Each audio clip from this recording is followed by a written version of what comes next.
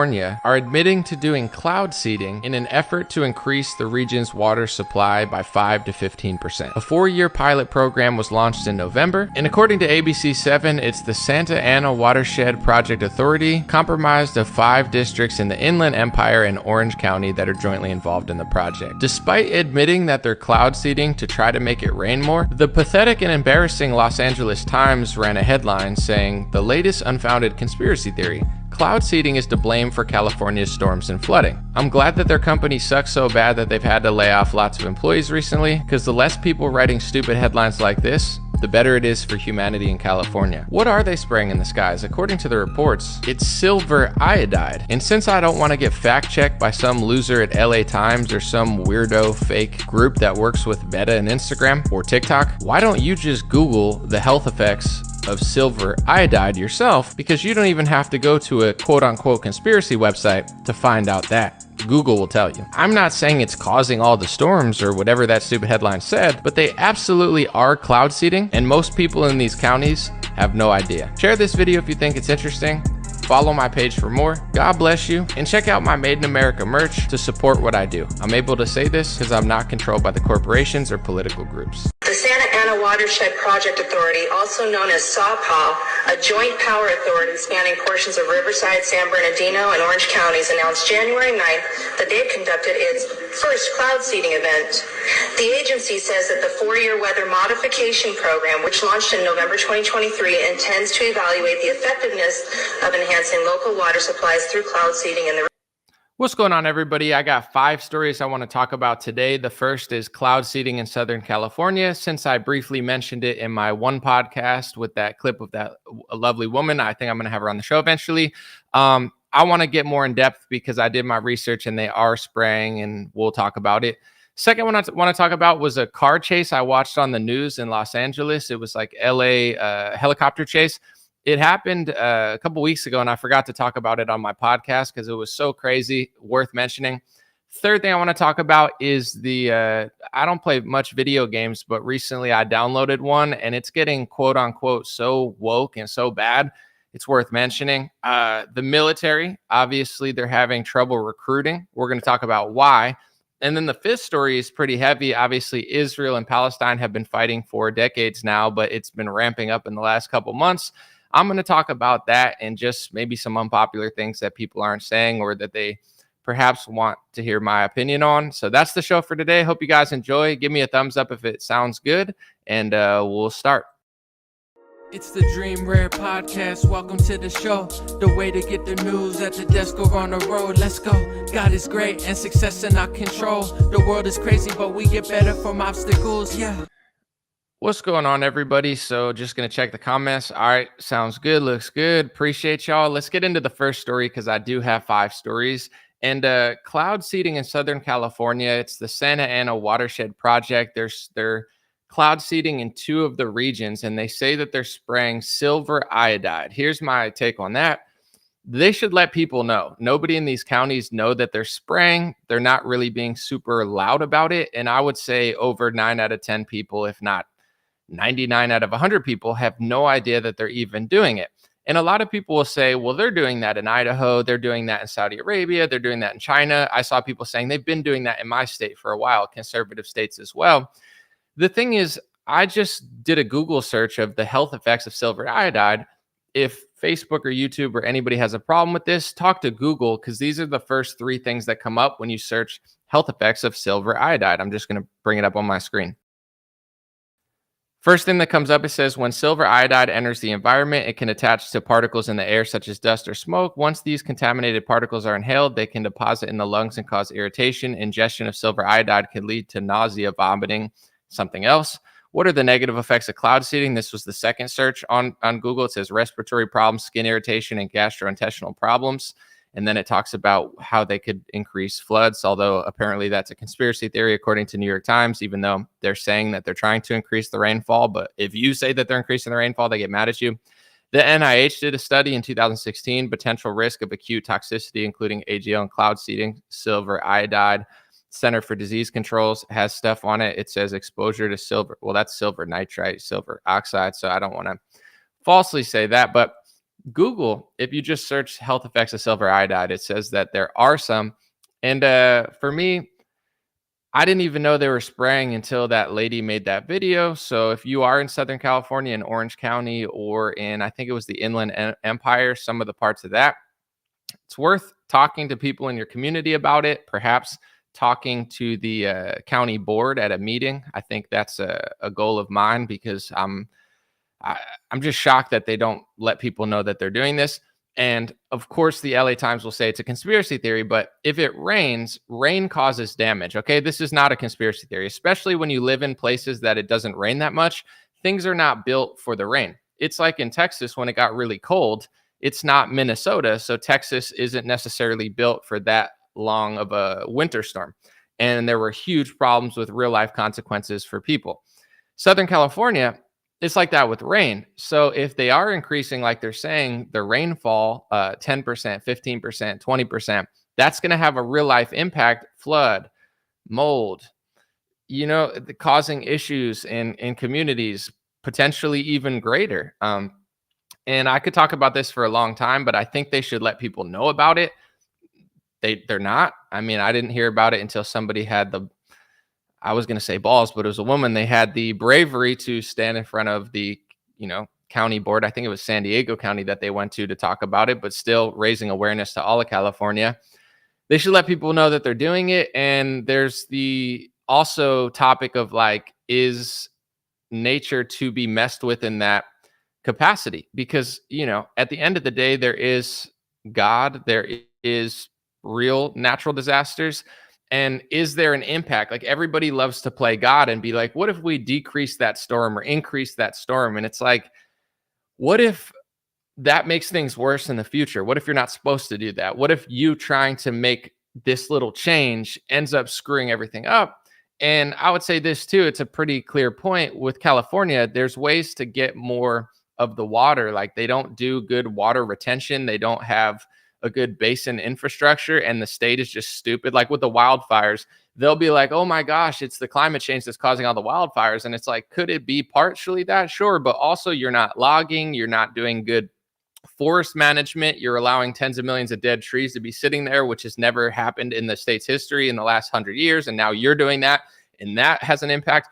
Same thing with like, oh, we need more water. It's like, what if you just kept the water when it rained naturally, like you could have a year or 2 years ago before you started doing the cloud seeding? Like, you guys didn't have a good infrastructure program to keep the water. And now that we don't have the water, you got to change the weather and then say it's a conspiracy theory that you're changing the weather and you're going to increase the rainfall by 15 to 20% or 10%. But when you increase the rainfall by 10 to 20% with literal science, then all of a sudden it's this massive conspiracy theory that the government's spraying the sky to create storms or make storms worse. What is 10 to 20%? It's more. If a storm was going to rain a lot and it rained for 4 days straight, I mean, that's what you're doing. And I've lived in Southern California for 10 years now.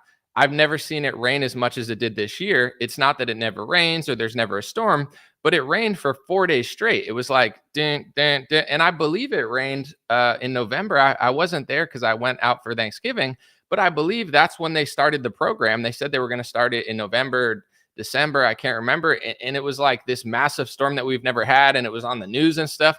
I didn't know they were cloud seeding at the time, or planning to cloud seed in the future, depending on when the timing started. It's worth discussing at bare minimum. And I've never seen it rain for 4 days straight like it did a month ago or a couple weeks ago. It caused a lot of problems for a lot of people. It probably helped some people. It's good for the ground, maybe, but what is the silver iodide doing to aquatic life? What are the health effects of Americans? These are things that these psychopaths never consider, and they just talk shit about you if you ever point it out. But who cares? We're doing it. And let me know in the comments what you think, since it's now confirmed that it's happening. Second story I wanted to talk about. This is kind of random, but it's like so crazy. It happened 2-3 weeks ago. So I was watching surfing on YouTube. I like to watch surfing and MMA a lot. But it just recommended, it was like, there's a live car chase like in, LA. And I was like cooking dinner and I was like, oh, I guess I'll watch a car chase while I'm cooking dinner. That's kind of interesting. So I'm watching this car chase and it's the craziest thing I've ever seen in my life. It's hard to even describe. Like I thought it felt like I was watching some stupid movie or WWE plot. It was like insane. So there's these people that are just driving circles somewhere in South LA. I think it was like I don't even want to Southgate or something. I'm not exactly sure what area it was, but it was a high-speed car chase with the helicopter on the car, and the car's going, and it's driving pretty fast, and it's like going in the wrong lane, left lane, right lane, typical car chase. And they say, we're not going to engage because we don't want to like do too much. So they weren't doing spike strips. The police weren't even going after them. These people were just joyriding around the city, and everybody was letting them do it. As far as the police and the helicopter, they were just watching. So then the guys start taking selfies out the window, and they're like, look, smiling, and they're like, oh, look, I'm doing this high-speed chase. And the announcers were like, it looks like they're having fun out there. Why are they taking selfies? And I'm thinking to myself, they're taking selfies and having fun because they know you're not chasing them. They have a cell phone just like I have. So if I can hear that you're not chasing them, they also know you're not chasing them. So they're not scared. And the guys that are announcing are like, these people should be really scared because eventually like their joy is going to wear off and they're going to get caught. And it's like, you're telling them that you're not chasing them, which strategically, even if you're not going to chase them, is the dumbest thing you can do. I'm going to say it again. If I have a YouTube connection, they have a YouTube connection. I guarantee you they were listening, knowing that they weren't getting chased, laughing hysterically. They drove around for 30 minutes because they were getting intel from the idiots at like ABC7 or one of these stupid news sources, like local news that's run by the mega conglomerates. They eventually just pull over and run away, but they knew they could get away because they were being told that no one was chasing them. Like if they thought they were being chased, they probably wouldn't have done that. So they got in some weird alley. And then the guy on the news goes, it would be really bad if they all spread out because then we wouldn't be able to catch them. We want them all to stay together because if they spread out, then it's going to be hard to catch. And then the helicopter, they couldn't find them. Like they successfully went in an alleyway where not a single one of them was found. And I don't know if they caught them eventually, but they eventually stopped televising it because they couldn't find them for like 10 minutes and the cops were nowhere to be found. So not only did they find the right alleyway to go in and the right house to like run out the back of or whatever, but the police were like 10 minutes away. It took the police 10 minutes to get there. Is this liberalism? I don't really watch the news that often, but like, I'm going to look at some comments now because I don't have any clips to play. Is this like what left-wing like police do now? They're just like giving the criminals play-by-play so they could get away, and then they get away and they're like 10 minutes away.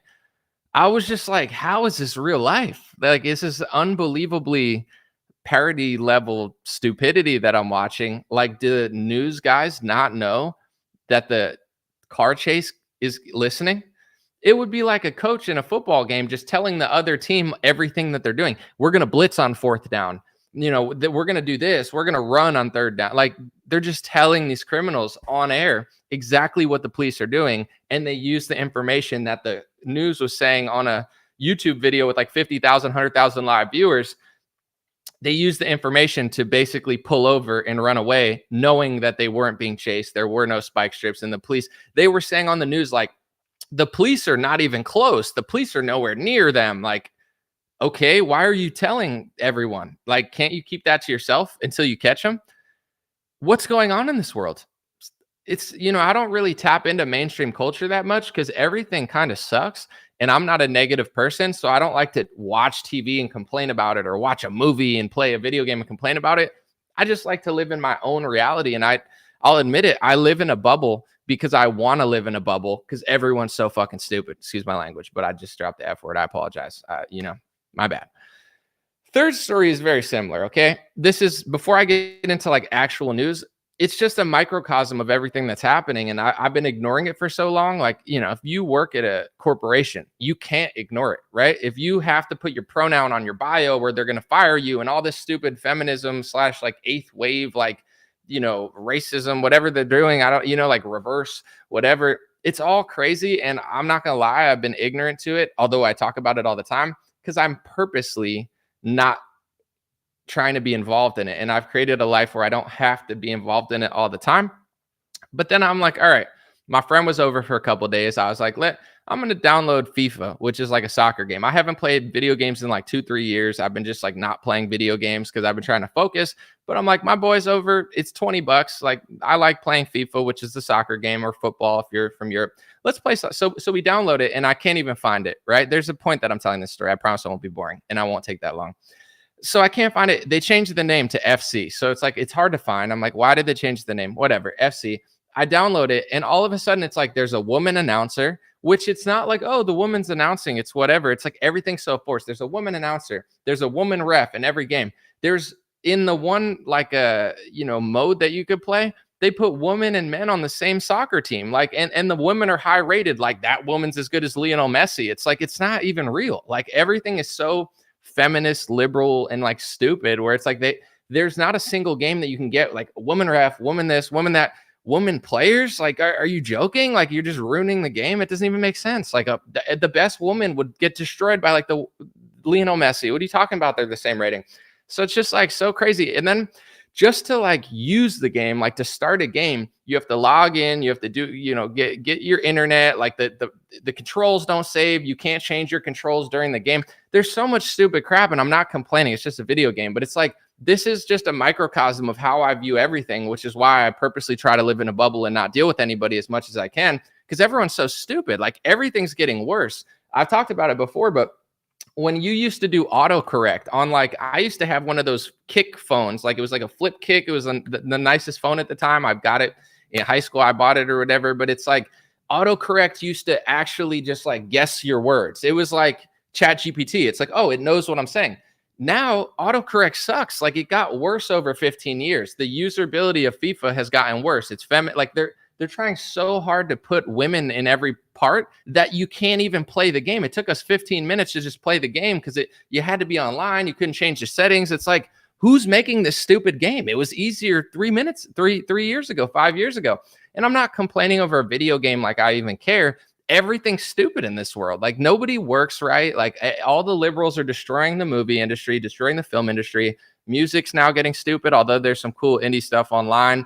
Like, video games are getting liberal. You can't even play soccer without feminism and stupid left-wing agendas. And then, of course, not only are they doing all that, but the game doesn't even work properly, and like nothing makes sense. And it's like, this is just happening in every asset or facet of life. And, you have to wonder like when it's going to go in the other direction, because it's just getting like annoying. Speaking of which, I'll talk about Israel, Palestine in a second, but there's this like clip of some transgender Pentagon guy, lady, I don't know what they identify as, looking at them.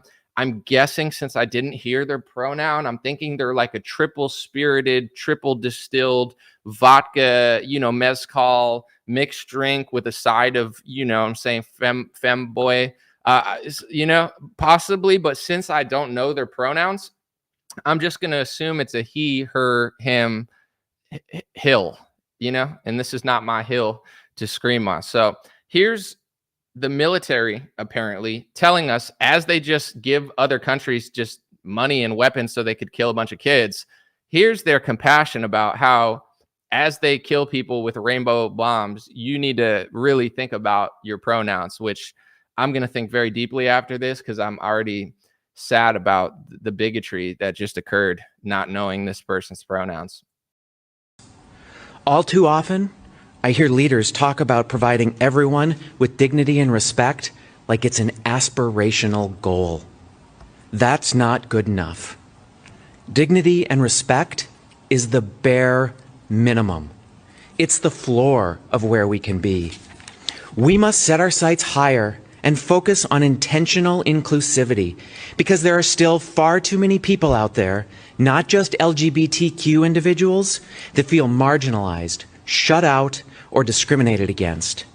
So for all of you out there, I ask you to set out your symbols of pride, share your pronouns in your email, particularly if you're a person who doesn't think they need to. Initiate difficult conversations about racial and gender barriers, and share a bit of your vulnerability in a way that draws others in.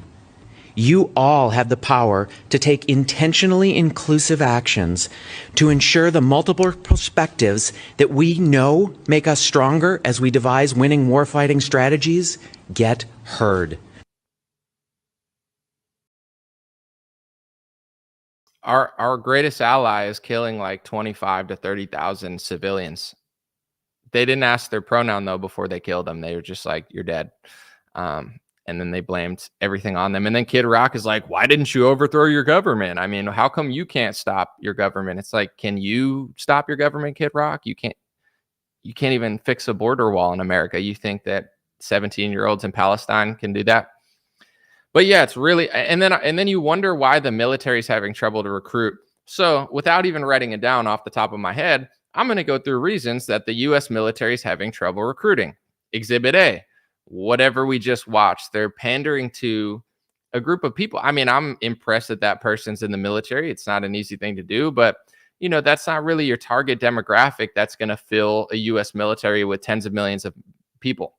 I was going to say men, but I guess now we pretend like women soldiers are awesome too. And I'm not saying they don't have a role, but it's like, hey, let's build a fighting unit of men and women. It's like, why? All the best fighters are men though. Like all the UFC men would beat up the women. Doesn't mean the women are bad, but they compete against each other. War, you're supposed to leave like the women and children home, but apparently we don't do that. We just send our women off to die now like our men. And then they tell you that's feminism, is like making women die for a foreign country or a banker or something. I don't even know what they pretend like they're doing anymore, but it's just like obvious.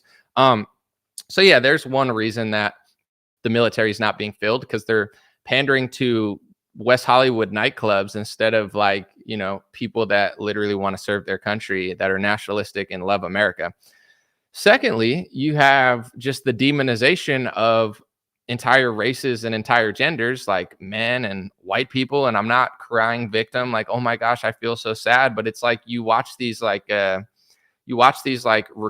videos and just the way the government talks to people now, and it's like, clearly you hate people. Clearly, like, you don't want that. Like, you don't want like that guy anymore. That's not the target demographic. Like, I think it was like a CIA or FBI commercial. I don't remember, but it was like they were pandering to like far leftism, where it's like, I guess those are the people they want, because then they can control those people and get the conservatives and patriots out of the government so they have more control or something, or they just want diversity. I don't know, but your average like soldier that wants to like die for their country is no longer really interested. And then you have the foreign policy of America. Obviously, that guy went viral recently because he set himself on fire, which is an insane thing to do. I'm not going to lie. I mean, it's insane. I mean, it's crazy painful, I would assume. With that being said, most people in the Bush era were like, we need to fight the terrorists and the bad guys. Now that everyone has the internet and has seen through the uniparty lies, and most Republicans, not all, but most of them, they can't use fake patriotism to trick them anymore like they could in the 2000s. They realize that their country is being run by people that hate them. Like, the easiest thing to think about is like, if the people running our country cared about our country, the border would be closed. The border has to be closed for national security. 10, 15 years ago, it's still a problem, but it's not as big of a problem. We're funding a war against Russia. We're funding a war against Palestine. Most of the world disagrees with us on the second one. Most of the world seems to agree with us on the first one, or half the world seems to agree with us, all our allies and the countries that we control. But it's like we're funding two wars, at least two wars. I don't know what's going on in Yemen and all these other places I'm not that educated on, Syria, but like Israel, Palestine, Ukraine, Russia, we are involved in both wars. So close the fucking border. Excuse my language. Close the border. Don't you want our country closed while we're funding two wars? Isn't that smart? So the people of the people running our country won't close the border, talk shit about everybody that lives there, runs ads for far leftists who don't even like the government and don't really want to serve. All the patriots and nationalists that love America realize that the people running the country hate them. And then when you get to the military, you got to wear a pin with your pronouns or something. You're going to get yelled at by Rachel Levine and that person, for not being inclusive enough. Like, who the fuck wants to? Sorry, once I curse once, it's just out the bag. It's like, I already did it. It's over. Who wants to join the military now? I mean, thank God there are patriots in the military. We need them, and we need good people that aren't like super left wing or anything. But with that being said, yeah, you're going to have recruitment problems for a multitude of reasons. How they're recruiting, how they're treating people. It's obvious that the people running the country don't care about the country. And, it's becoming questionable in a lot of people's minds what we're really even doing. Like, do I personally, this is just my personal opinion. Not everybody's, you don't have to agree. Do I support the Ukraine-Russia war? No. Do I think America's involvement is righteous? No. Do I want to give Zelensky any more money? No. Do I think it's great that BlackRock's rebuilding it to $1 trillion? No. Can I even talk about what I really think's going on, or will they call me names? And it's like the whole thing is just so obviously not for me. So why would I want to engage in that? With Israel and Palestine, they've been fighting for 100 years. I'm not going to say it's not my business, but for the most part, I don't run around the world and tell other people what to do. But when it comes to Israel, it's a different story because they want hundreds of billions of dollars of US taxpayer money over the course of decades, and they call you anti-Semitic if you disagree. So it's like they want your money, and then they want to just call you names if you don't want that. Like, it's like, here, let me take your money, and then like you're a hateful person if you don't want me to take your money. It's like, well, this is not really a fair deal. And then they're totally not, apparently, because I get called anti-Semitic when I say it. So I'll just say that they're not doing it, even though everyone knows they're doing it. They're totally not lobbying U.S. politicians with groups like AIPAC and others to, give the foreign aid to themselves. And, they're totally not doing that because you can't say that. So they're then passing speech laws or getting speech laws, or someone's passing speech laws. It's a mystery who it is. I guess, it's the Democrats, it's the Republicans, but it's not the lobbyists. I could say Big Pharma's lobbying both sides, but you can't say anyone else is lobbying both sides.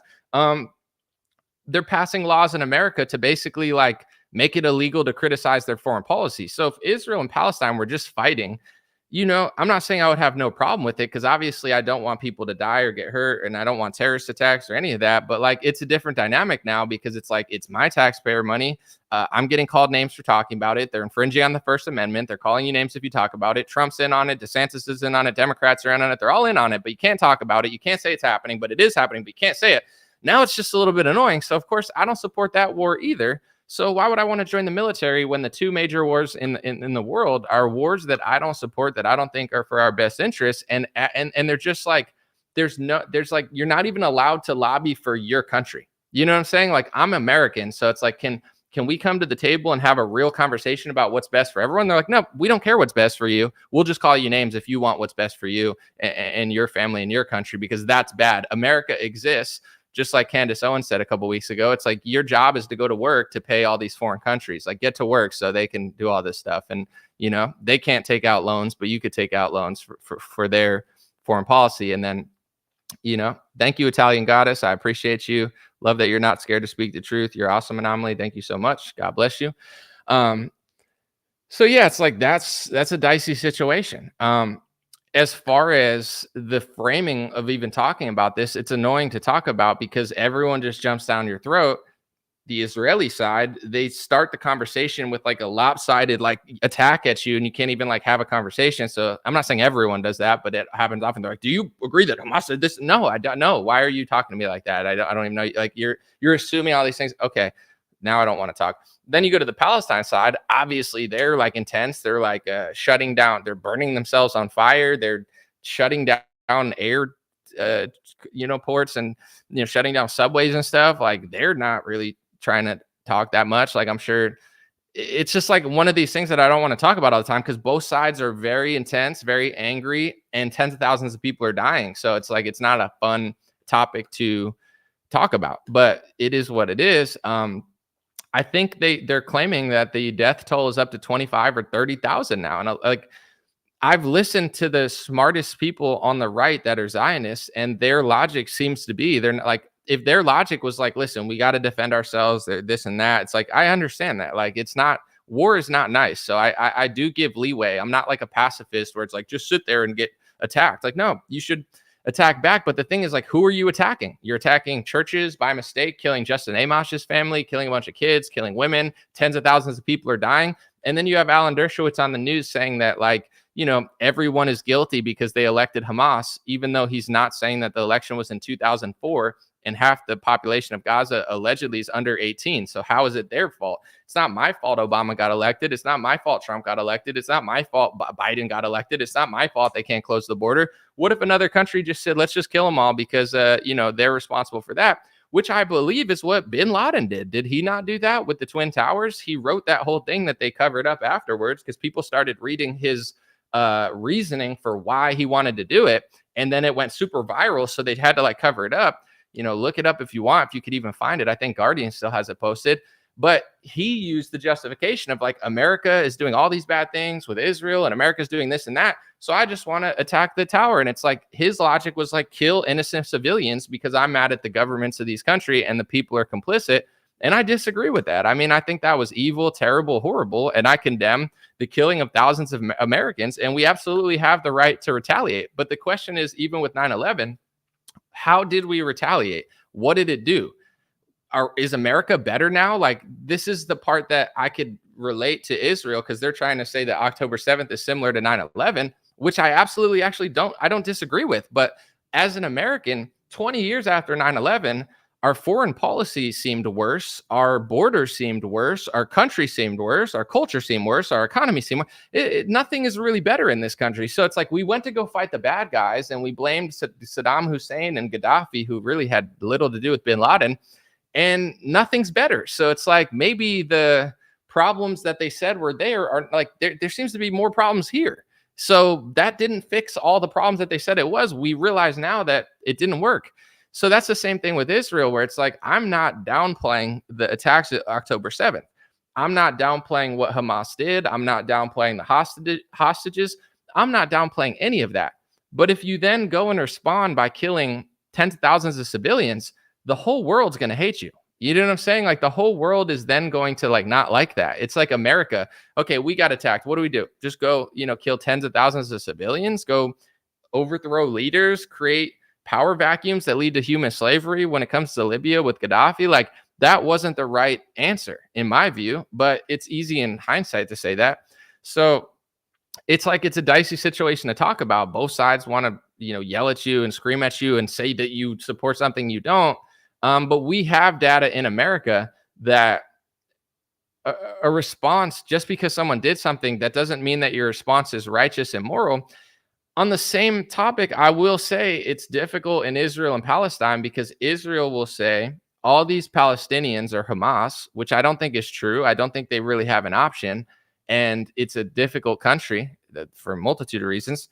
And then when it comes to Israel, a lot of their citizens are in the military. I believe you have to serve in the IDF. So it's you have these two countries that are very small, that are combative. And, there are a lot of military members amongst the civilians, probably in Palestine as well. So I get where people are coming from, but for me, I guess my angle of it is an American angle. And I'm not saying I have no compassion for foreign wars. I do. I don't want Ukrainians or Russians to die. I don't want anyone to die, but it's in the Israel alliance, America gets a raw deal because it's we give hundreds of billions of dollars. There's speech laws being passed in America that infringe on the First Amendment.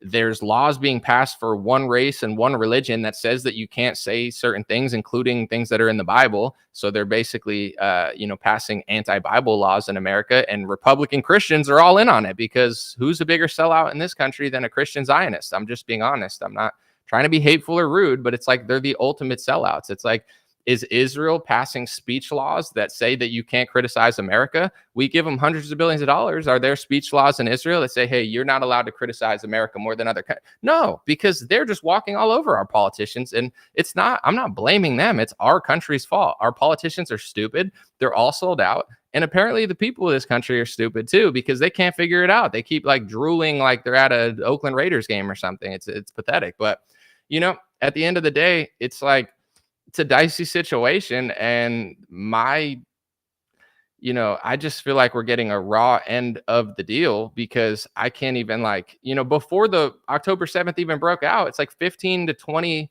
media companies called me anti-Semitic, published my full name, and tried to basically ruin my character for the rest of my life and set the precedent. If you ever do anything in this country, we're going to smear you. That's pretty much what they told me with that. And why did they do it? It's because I interviewed Vivek Ramaswamy. Did we talk about Israel once? No. Did we talk about any Jewish power, any, edgy topic that they call anti-Semitic? No. What type of anti-Semite am I that I have an interview with this guy and I don't bring it up once? There's whole people who have whole YouTube and BitChute and Rumble channels where they talk about this every single day, all the time. They never stop. Like there's not a single other topic they ever even talk about. Don't you think that someone that cared that much would bring it up in an interview? I didn't bring it up because I wasn't interested in Vivek's opinion on that, because it wasn't a top 8 question I had for him. So it's like they just want to send the message, in my view, in the media.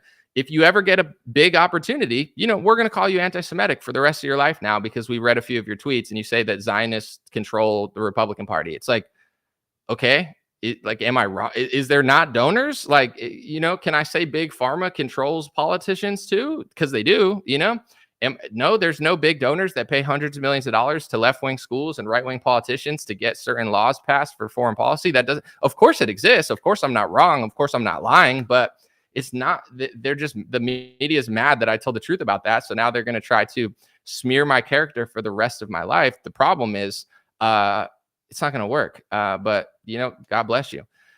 With that being said, why did they do that? Because I know that speech laws are being passed in America, and anybody that opposes the speech laws will be smeared. Anybody that opposes foreign aid will be smeared. Anybody that opposes whatever, you can't say anything. Candace Owens tweeted recently that she was going to talk about the founders of porn and how porn came to America. And she didn't even name a single name, a single race, a single religion. And she just gets called anti-Semitic. They're like, oh my gosh, Candace Owens is talking about us. And it's like, she didn't even say a name yet, but it's like they know who brought pornography to America because it's on Wikipedia. One of the guys was Al Goldstein. Go look at his Wikipedia. He had some really unpleasant things to say about Christians, and he specifically said why he did porn. He said to blaspheme Christians and WASPs, white people. Like literally, he said that, not me. It's on his Wikipedia. Go look it up. Al Goldstein. So Candace can say, I'm going to talk about porn, and they say that's anti-Semitic, and she didn't even name a single name because people just know, like, who owns Pornhub? Apparently it's a rabbi right now. Imagine if like a pastor owned Pornhub, or like a preacher. Like everyone would talk about it, and everyone is talking about it on X and Twitter. It's just like, it's just obvious. Like, and it's not that it's everyone's fault or you should blame other people. It's just like simply even mentioning it, then it's like they just want to close the conversation immediately. So when it comes to that whole war and that whole situation, it's like there's just like no room for Americans to have an American perspective. Like I understand why Israelis feel that way. I understand why Palestinians feel that way, and Russians and Ukrainians. What is America? It's just like a state that you have to work, and then they send your money other places, and BlackRock rebuilds, and everybody yells at you, and you're not allowed to have an opinion, and you're not allowed to close the border, and you're not allowed to notice crime statistics, and you're not allowed to have an opinion about it. And you're not allowed to notice that people are dying of opioids and fentanyl, and you're not allowed to notice that everybody's getting robbed in all the major cities. And, your job is just to sit there and act like none of it's happening and you're a bad person for existing, as Hollywood basically just weeds you out of entertainment altogether and pushes the most satanic, like upside down world sexual agenda on the world. And that's okay because, it's just how things are now. And it's like, seems like an unfair deal. I don't know. I just want a fair deal to have like a opinion about it, but apparently that's not allowed. So long story short, I don't like to talk about wars that much. You don't see me talking about Russia, Ukraine every day, all the time. I don't talk about Israel, Palestine all the time. I understand it's a complex situation. I understand it's easier said than done, and, like being peaceful and stuff. But, I'm pretty sure even Lloyd, Biden's guy, just said that they believe that those reports are true. The Pentagon then said that they're not sure, but like killing tens of thousands of kids and women and civilians, or thousands, like it's not gonna, like people are not gonna like it. And then instead of like allowing people to talk about it, they just pass more laws to try to make protesting and speech illegal. And it's like, that's not gonna get people on your side. So I don't know what they're trying to do or what's going on, but at this point, it just is what it is. Like, I'm not gonna like cry about it all the time. I'm just gonna have my opinion.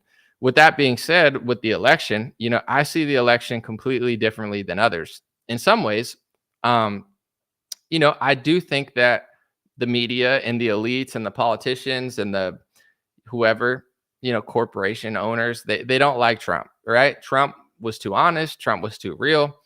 On another hand, I don't really even talk about that much because I don't think Trump is a huge threat. I think that he is like controlled. I do think that he is controlled opposition. I think that, he took all the arrows of somebody that was real, but he wasn't even real. So it's like he took all those arrows for nothing because he's not even the real deal. He sold vaccines at crunch time for America. He printed the money. His foreign policy is more favorable to Israel than Biden's are. So you're starting to see a lot of people start to turn this election because they realize that all the progressives are not, they're on the other side. So it's like you know, I don't see Trump really as a threat at all to like anything. He's just like a character, like maybe he'll close the border, maybe he'll just flail his arms for 4 years again and Congress won't let him do it and he'll just like make like little get jokes and stuff, like watching film back. It's like being in a fight and then watching film after the fight or like a football game or something. Like you learn a lot when you watch film. I was caught in the game when Trump was in. Once he's out, I started like revisiting things from the past. And like, I don't know, like when Trump banned bump stocks and infringed on the Second Amendment, he said, I like taking guns first and due process second. And he was talking like he was getting along with Feinstein. And they're like, we're shocked that Trump's doing deals with Feinstein. It's like, I don't know. Like I think he's better than Biden for the nation, but he'll probably ramp up that war, in my opinion. Like, I don't know that he'll like lessen that. Maybe he will, maybe he won't. I guess I just don't we'll see. I'm gonna talk about a few things real quick, but first I wanted to say that for Patreon users, I have a secret stash episode. It's going to come later today or tomorrow morning. I apologize for the delay, but I'm talking to my buddy Andrew from Rebel, or he formerly worked at Rebel News. Now he's independent. We're going to have a conversation about some political stuff, some culture stuff. That will be for Patreon and Facebook behind the paywall. Thank you guys for your patience. For the website, for dreamrare.com, we did the sales. I just want to give a few announcements real quick. I haven't looked at who wins the 2 hats yet. So tomorrow or Sunday or Monday, I'll announce who won the hats, but I'll only say like a first name and I'll just email you. So I don't want to like, give your info or anything, but I'll just like shout it out just in case you don't know. I'll figure all that out. We have a few things. There's only 1 signed hat left, so I'm going to give 2 away and we sold the rest. So there's only 1 signed hat left in my collection. If anybody wants it, that's going to go soon. My buddy who does my merchandise with me, he called me and he told me he found like 42 white hats. So I'm going to take one of them because I have a few older white hats like from years ago, but I want like a new, clean, fresh one. The white God bless hats, I'm not just saying this. I'm never going to get those again. Most likely those are going to be like totally phased out. That's probably my biggest seller ever. It's probably one of my most flagship products, but I'm moving on to like a different idea and a different concept for the next season. So if you ever wanted a white hat and didn't get one, they were sold out for 5 months, but he was going through the warehouse and he found an extra pack of those. Half the stores sold out. Thank you guys for all the support with the sale and stuff. It went really well. And just check that stuff out at dreamrare.com. So I'll answer a few questions and then I'm probably going to take off. Thank you guys. Appreciate your time. And yeah, that's the show for today. Someone said good sense requires you to look at both sides. So glad you do your best to stay centered. I try my best. I appreciate you. Can I sign one for my bestie's birthday? Well, here's the thing. I had 12 signed hats I did a year ago, and I only signed like 1 or 2 in public. So I'm not just giving away signed hats right now. If you want the signed hat, there's one on the website. I'm trying to keep my signatures down so they're actually worth something. If you buy like a glove from a boxer that signed like 10,000 signatures, they're not really worth anything because they're not rare. I don't sign that much stuff. So I'm trying to like be strategic with it and keep it pretty rare. So I haven't signed anything in like a year or 2. I'm not signing anything probably for a year. Everybody who got those hats, that's a time period where, hopefully they'll be worth something someday because they're actually rare. I'm not signing thousands of like posters and stuff. I probably signed less than 30 things total my whole life. And yeah, probably even less than that. Someone said, why don't they put out wildfires with the rain stuff? Yeah, I don't know. I don't know. Apparently, the wildfires are climate change, the rain's climate change, and they're not even admitting that they're seeding. They're literally changing the weather. Anomaly, we need some mockery before the stream is over. Okay. Gematria affects it. Anomaly, why do you slander my name and downplay my work if you're waking the world up to what's wrong with it? Let's have a debate and see who impresses more. I bet your audience sides with me. Well, my guy, I never let me walk you through it, my guy, because like you care about me like 1,000 times more than I care about you. Like I don't care about you at all. So I don't know if it was you or people would bring up your name, and then you were just super like rude and douchey and condescending and annoying. And I was like, yeah, I don't really want to give this guy my time. So like if you would have came at it normally, I would have been fine with it, because as far as like numbers, like I'm not against numbers. I think like in sports betting, the people who win a lot are math wizards. They do spreadsheets, they're analytical, they're crunching numbers that other people aren't crunching. So I'm not against the concept of like using numbers to predict the future, but you were just a dickhead. So I just don't care about you. So I don't know. It's just, if you would have came at it normally, I would have had a conversation, because I never thought anything negative about you or any of that. But the way you were coming was like, you're just like super like pretentious and arrogant and condescending and douchey. And then it's like, nah, I don't care that much, like if not, I would have been like, I don't know, maybe he's good at numbers, maybe he's not. But if you really can predict future events, you should be like a multimillionaire. Then you wouldn't care what I'm saying on my channel or whatever. But I don't know. So that's kind of the dynamic of it. Someone said both sides are liberals. There's no political solutions, sort of. Green Eye said, Anomaly, you missed the greatest thing Trump did. Look at his history with human trafficking.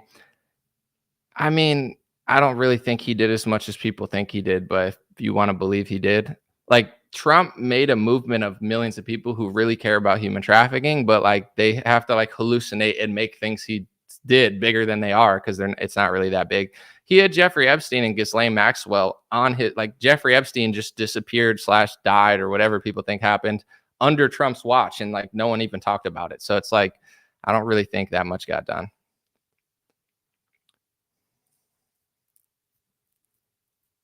My guy, I'm not gonna really like, I'll consider it in a few months. If you could act normal and not douchey, then I'll talk to you in a few months. But like, at this point, I don't even do that many features or interviews. I don't need anything. I don't want attention or like anything. So I'm not really in the mood to do it. But if you act normal and not douchey for like 3 months, I have no problem having a conversation with you, or a debate if you want to debate, because I don't even know what you want to talk about, or like, personally, like my intuition is like not to believe you just based off of like our interaction. But I I don't know what the like the dialogue you want or what angle you want. I'm not really even sure. See, like even you're talking now, you said, do you want your audience to have the knowledge? Why are we waiting 3 months? Like you feel like you're so important. You understand? Like like your ego's through the roof, where it's like, you're going to wait 3 months for your audience to get my knowledge. It's like, I already know I'm not going to like you, like as a person. I don't dislike you or hate you or anything. I don't even know you, but like, you're so like, I would never like talk to somebody like that, or like approach somebody like that. I would know that it would come off super douchey and pretentious. And if they don't want to talk to me, I'd be like, oh yeah, I understand. Cause I have like self-awareness and self-accountability as a human to understand that like all social things are not like guaranteed.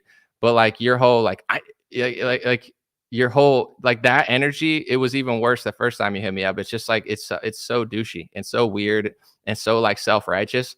And the chances are you're probably not who you even think you are, as far as like how good you are at that. And you're probably full of shit. But if you're not, congrats. I'm glad you have an audience, and I'm glad you're giving people this profound knowledge. But I'm not really interested, my guy. And I could care, like, if it's really good and awesome, I'm sure people will flock to you and figure it out.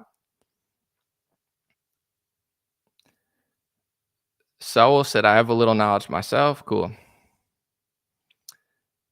Faithful said, Trump revealed the wizard behind the curtain. The system needs to fall and the powers being held. Trump revealed the wizard behind the curtain to some people. Like some people knew about bankers and elites and lobbying money for decades. For some people, they never knew the media was fake. So Trump told them. But like Trump didn't.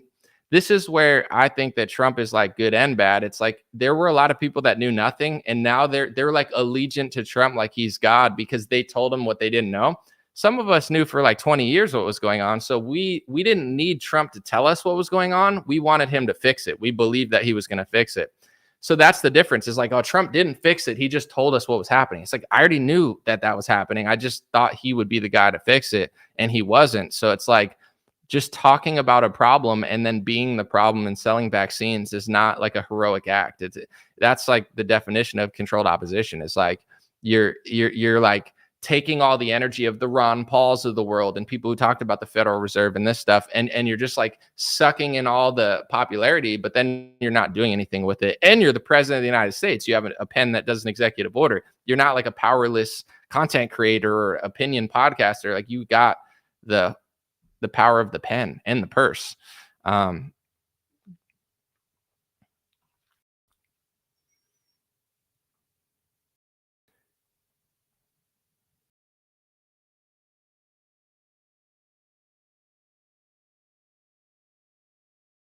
Someone said, unfortunately, no one man can fix it. Yeah, I don't disagree with that. I think it's got to be like a people, but it's not going to just like naturally happen. Someone said they used silver iodide and potassium iodide in the Ho Chi Minh Trail during the Vietnam War. I know that they admitted to cloud seeding in the Vietnam War. It's in the New York Times from like the 70s. I've had that on my show before. It's interesting. Thank you, Christina. I appreciate you. Faithful Faustian said POTUS holds no power. Then what are people waiting for though? If the POTUS has no power, then people are like, he'll do it this time. I think my opinion is that Americans, they don't want to like do anything. They just want to like watch other people do stuff. Like that's what television and sports are. I'm not saying I like to watch great athletes perform and stuff. I'm not like against it, but it's like also there's like, there's other things to do. And I think that like Trump is this really interesting character that people just want to like believe in. And it's like it's too scary to think that like he might not do it. So they don't want to like think that way, which is crazy to me. But like I'm not gonna argue with it anymore.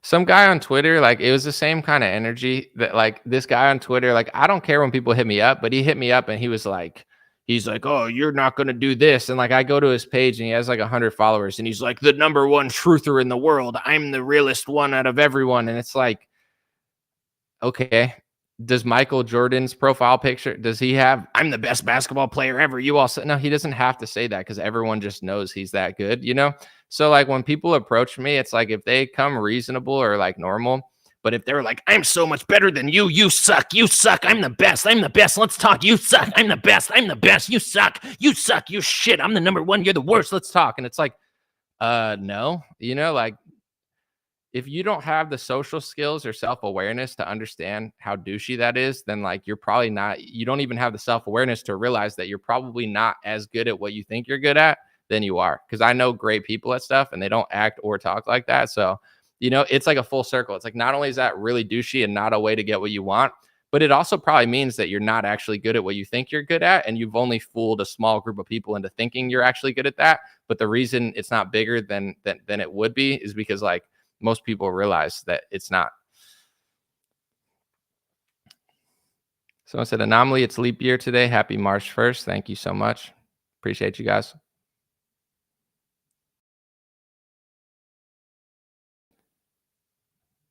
Someone said, cloud seeding is Trump and Biden's tears to beat the deep state. Trump cried in the heavens. He took an Air Force One jet. He cried. That's cloud seeding. Trump's tears will save the world from pedophiles. I'm just kidding.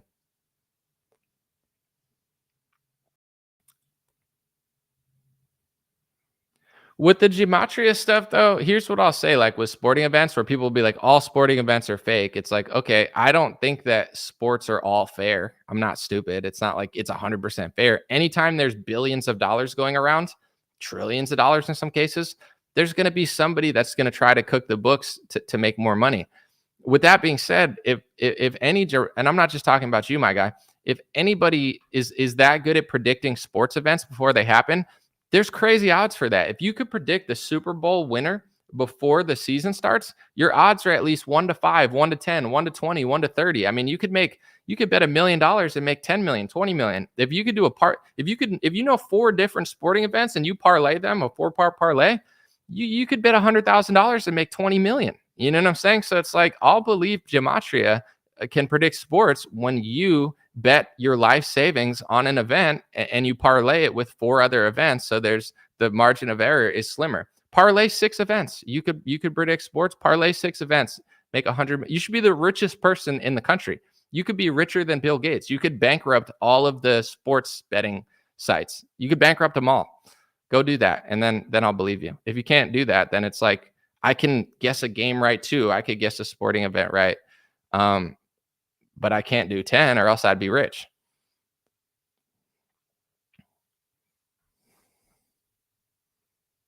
Someone said we had Rangers 50 to 1 to win the World Series on opening day. Parlay it with 5 teams. Parlay MLB, NFL, all the major sports leagues, and parlay them. Let me know in the comment section. You've been doing it for a decade. Awesome.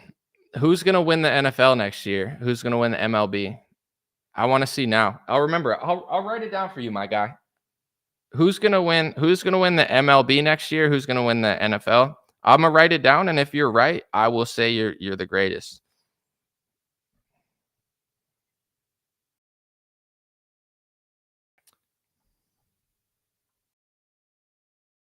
All right, you're not going to say it. I got you.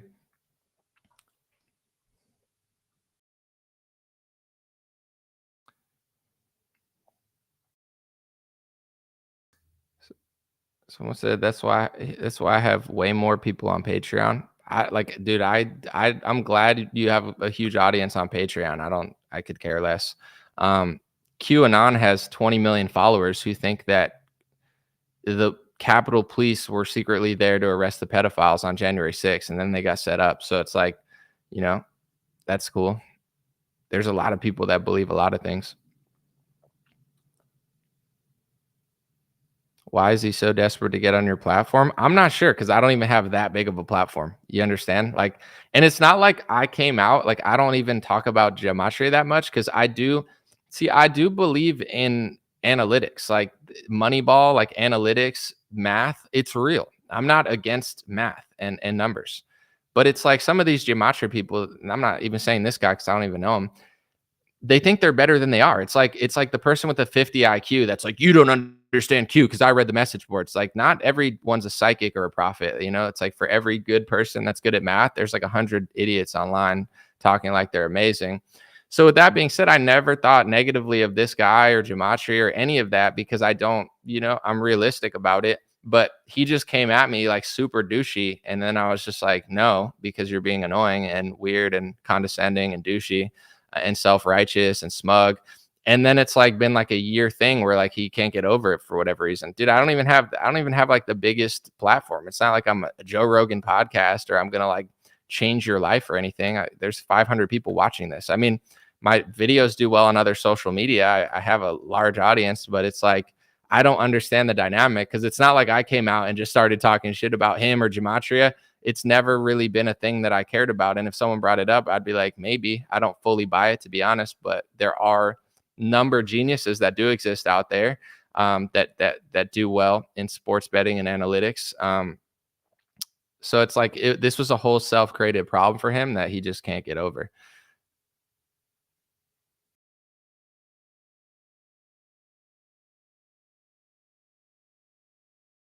Why was the score 19-19 of the Chiefs game? I don't know, but I mean, the sports leagues, especially mainstream sports leagues, they're getting really watered down. Like the NFL is really watered down. The whole Taylor Swift promotion thing was just like aggressive, the Pfizer thing. So it's clear that these leagues are getting like more compromised and just more showy than like ethical. So nothing's out of the realm. It's not like I have a huge opinion that it's all real. It's like some of it's BS, like obviously, but I don't know.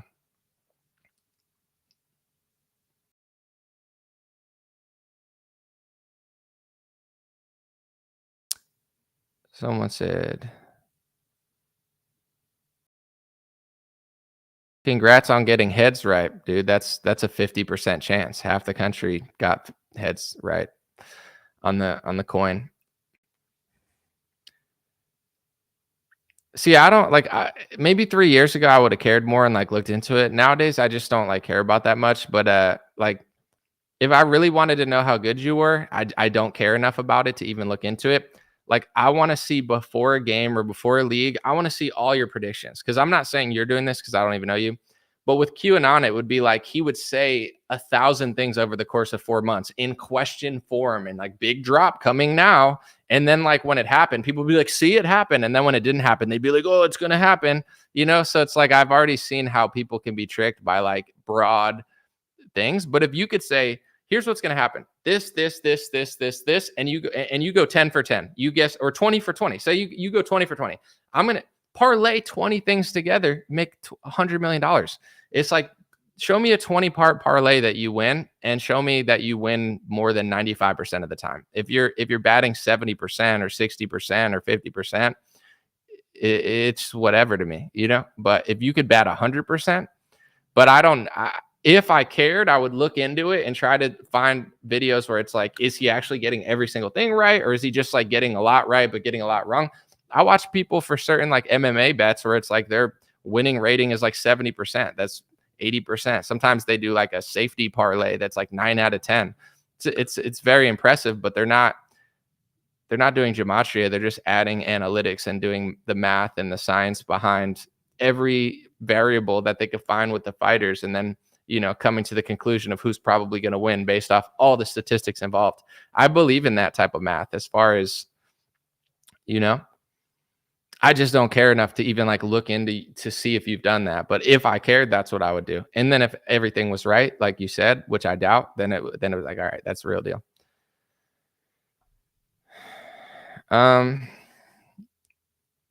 Thank you, Montiques. I appreciate you. Thank you so much.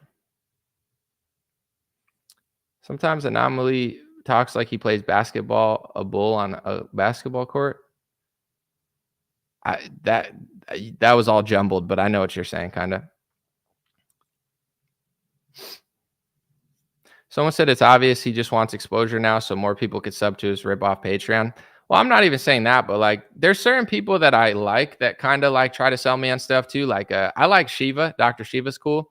But he's always like, come to my course. And I'm like, bro, I don't want to like, it's kind of, and I like Shiva, but it's kind of like a douchey thing to do where it's like, you know, if I have a peer in this thing and we're going to do an interview, like, I'm not like, yo, go to my course on Thursday. It's like, bro, I'm busy just like you are. Like, you know, like, let's have like, I don't know. Some people, they like to have like it's always like a pitch to something, which is it's not bad marketing. It's great marketing, but it's like, with Shiva, I'll like ask him a question. He'll be like, come to my course, come to my course, come to my course. You got to come to my course. The only way to come to America, to fix America, is to come to my course. And it's like, I don't dislike Shiva. I like talking to him. He's an interesting guy.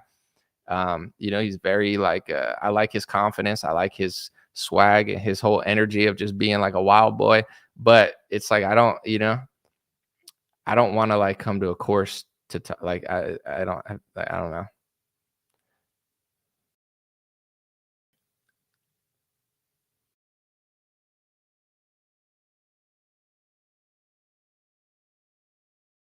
Probability statistics are very different than these scripted games.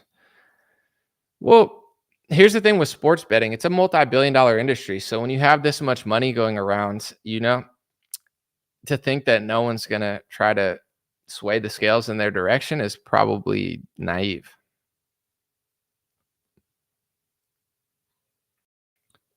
Let me read a few. I asked him multiple times to explain how the calendar dates he uses are legit. Society uses multiple characters and Chinese use different dates. Valid. Watch James Lindsay shatter woke ideology. Pass, but good luck. Someone said too much money is involved for it not to be rigged. It's definitely possible. It's definitely not out of the realm. All right, I'm gonna read a few more and then I'm gonna take off. I have to do my secret stash with this guy Andrew at 3 o'clock. So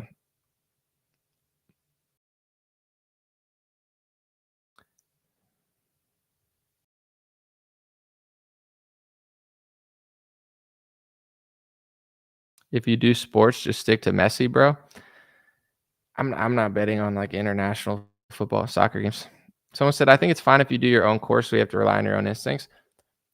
Listen, maybe people aren't getting this because I'm not trying to be rude, but I'm not against doing courses or Patreon pages. I'm just saying when I talk to Shiva, I'll be like, what do you think about this? And he'll be like, the answer's in my course. The answer's in my course.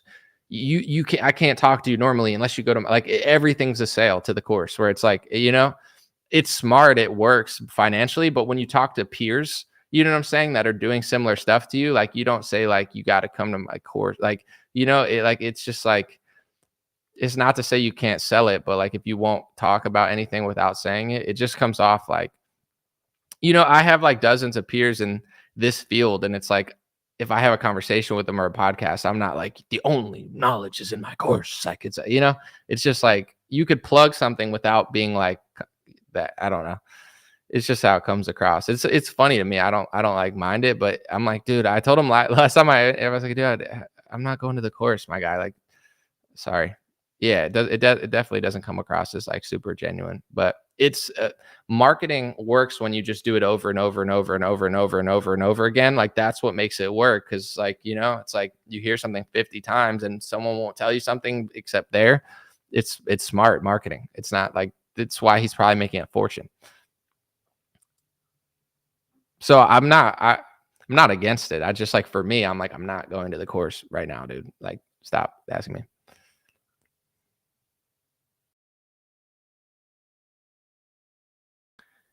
Someone said, "Hey, I have a question. Do I breed dogs? Or no, do I have any pets? Do I like dogs?"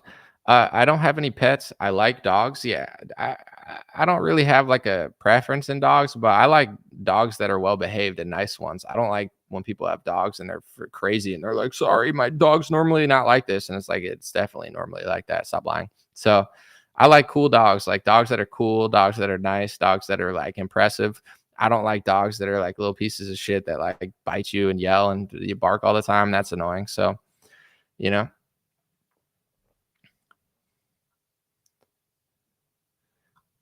uh, once again, I agree. Cool. Someone said get a turtle. I have one on the wall.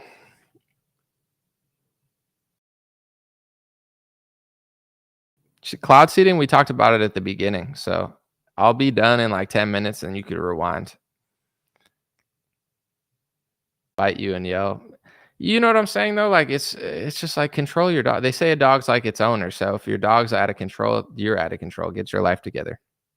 I like people that have nice dogs. You pet them and stuff. That's tight. We're like, "Arr, arr, arr, arr." It's like they're like, sorry, he doesn't expect visitors. You're like, you're like, whatever. Wayne said my dog is cool. She loves people, but she's protective. I mean, that's a good dog, but you guys get it. Can we talk about the snowstorm in California? Bro, you're so annoying to me. I don't. We could talk about the snowstorm, but you're going to be like 174, 74, 754. It's like, bro, win a 20 game parlay. I'll believe you. Even a 10 game parlay. If you can go 1 for 1 and win a 10 game parlay, the chances of doing that, if games weren't rigged and you couldn't decipher them, would be like one in like, do like a plus like 10,000 one where it's like you bet like $100 to win 10 grand or 20 grand. Win that, go 1 for 1, and then I'll believe you. All right. Everything else you say, I'm just going to ignore for now. Show me a 10 or 20 leg parlay or 15 leg parlay that you win the first time. Post it and be like, I'm playing this. It's the only one I'm going to play, and then win it. If you can't do that, then I don't believe you. Do I have much experience on Twitch? I do not. I know what it is. I don't use it. I don't stream there, but I'm going to start trying like Rumble, the user thing. It's not very user friendly, at least for me. Kick is a big one. Like I'm gonna start doing other stuff because like Twitter, Elon allows people to like talk now, and it's like I'm reaching like 15 million people. It's like if Facebook and YouTube just let me do what I normally do, it would be even bigger. But like I'm not tripping. I see the trends that other things are gonna catch up.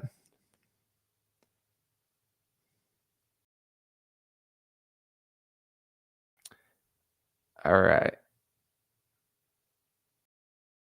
Someone said Tahoe's getting 5 feet of snow. Interesting. Did YouTube restrict me? They just play little weird games. I mean, I'm not going to complain about it, but they play little games. Facebook like changes algorithms and plays a few games. Sometimes they just like want different content. Like they have like a reason for what they're doing, but YouTube's is just like heavily filtered. It's like with the, you know, everyone's talking about woke AI. Like at the end of the day, AI is whatever you program it to be, and it sucks up all the information. If you program AI to be like a far left wing like little boy, then it'll be that, and then they'll be like, oh, it's just the AI doing what it does. It's like, no, you made it that way. So it's kind of like YouTube, and Facebook. They all have like their little, they all have rules for obvious reasons, but like their rules are not necessarily fair. Elon and Twitter are not perfect, not even close, but their rules seem like they make more sense, and it seems like a free flow, like more of a free market. It's not completely free, but like before Facebook started heavily censoring more, they censored some stuff, but not that much. In the free market of videos and stuff, I'm getting 100,000 shares, a million shares, 10 million views, 20 million views.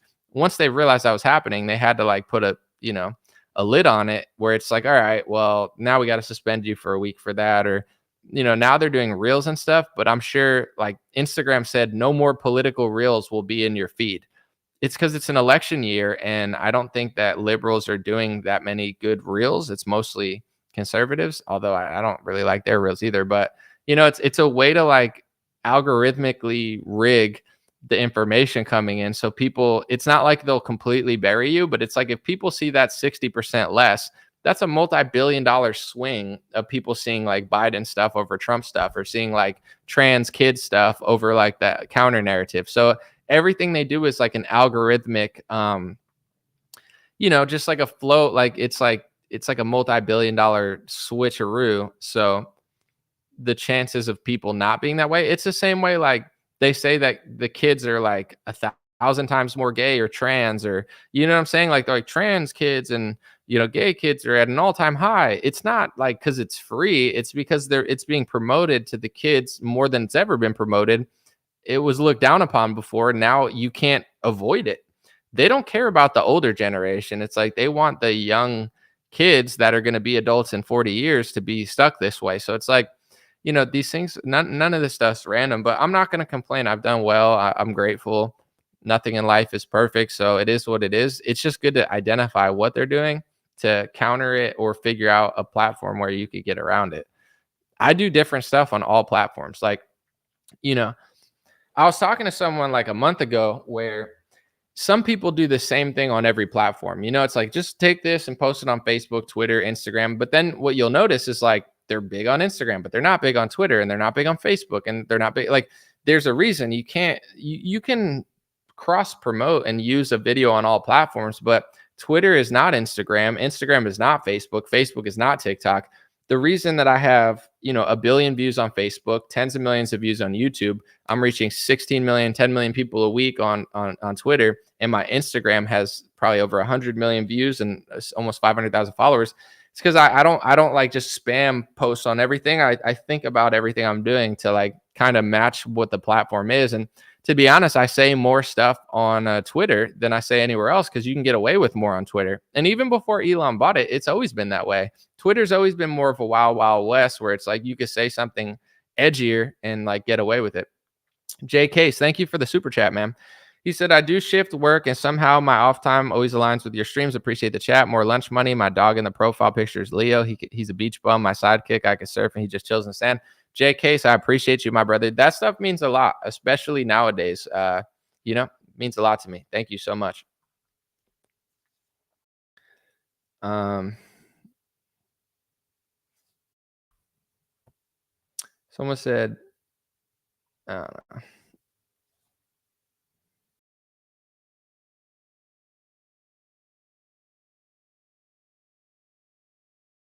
Did you see that the University of Florida fired all its DEI staff? I didn't see that, but I could tell you why it probably happened. Like, why would they, was it because of something DeSantis did, or was it because they criticized Zionism and DeSantis passed anti or pro Zionist speech and protest laws where you're not, you can criticize America, but you like can't do that to Israel. So now if you do that to Israel, I think the state of Florida probably has the right to fire you. And then they're gonna like be like, oh, it's because left winger. They don't care about left wingers. It's the foreign policy I think that they're using, but I haven't looked at it. That's my guess though, because DeSantis passed multiple laws that basically make, protesting Israel pseudo illegal. What was my hate speech for? What, Facebook or whatever? Facebook, it was the COVID stuff. During COVID, anybody that was saying that lockdowns weren't amazing and anyone that wasn't pushing the line of the pharmaceutical industry, they were censoring heavily. So, I was speaking out against the mandates that got my suspended for a week, like stuff like that. Mandates, lockdowns, pharmaceuticals, vaccine information. Like on Twitter, you can now, I can't even say this on YouTube.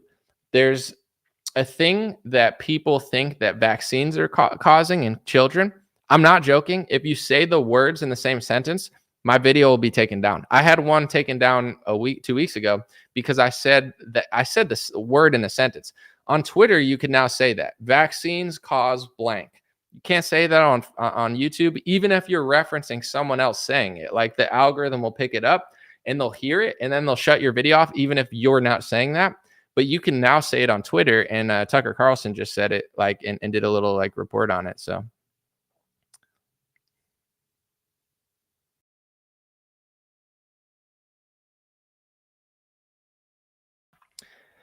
My guy, this is the last comment I'm gonna read. If you could, you're being a little more likable now. If you could just act normal and not douchey, smug, condescending for 3 months, I'll have a conversation with you, okay? See if you can go 3 months acting that way, and I'll talk to you. Starting now. Because that last message was not bad. Someone said people that took the product are now becoming the science experiment. Sort of.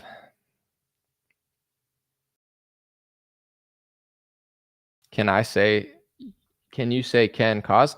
I mean, you could say whatever you want. I'm just saying the policy of YouTube, they'll scan your video. And if you say vaccines cause blank, a thing that people have been saying for decades to their kids, they will not only censor, they'll delete the video, they'll tell you that they did it, and then they'll give your channel a strike or not. And they'll just be like, don't do this again. I did one on Carrie Mullis and the PCR test. They took that down on YouTube and suspended me for a week. And I've had a warning on my page for a while. Instagram took one down about was it monkeypox or one of these new things? I just did a report on that and it took it down. So those are the topics that they've bothered me for off the top. I'm sure there's more, but those are the ones I could remember that were either flagged, deleted, fact checked. They took that one down super quick. I mean, think about that. If you can't even say it, that's pretty suspect. What's up, DJ? Thank you for the $2 super chat. Someone said posting memes about crime statistics is hate speech. Yeah, I'm pretty sure. Someone I know on Twitter, or at least that I've seen, he talked about crime statistics racially, and then they deleted his Twitter 5 years ago. There's a lot of rules that they have. And it's I don't know. I can't really keep up with them all. I'm just kind of winging it now. And then just, whatever happens, happens.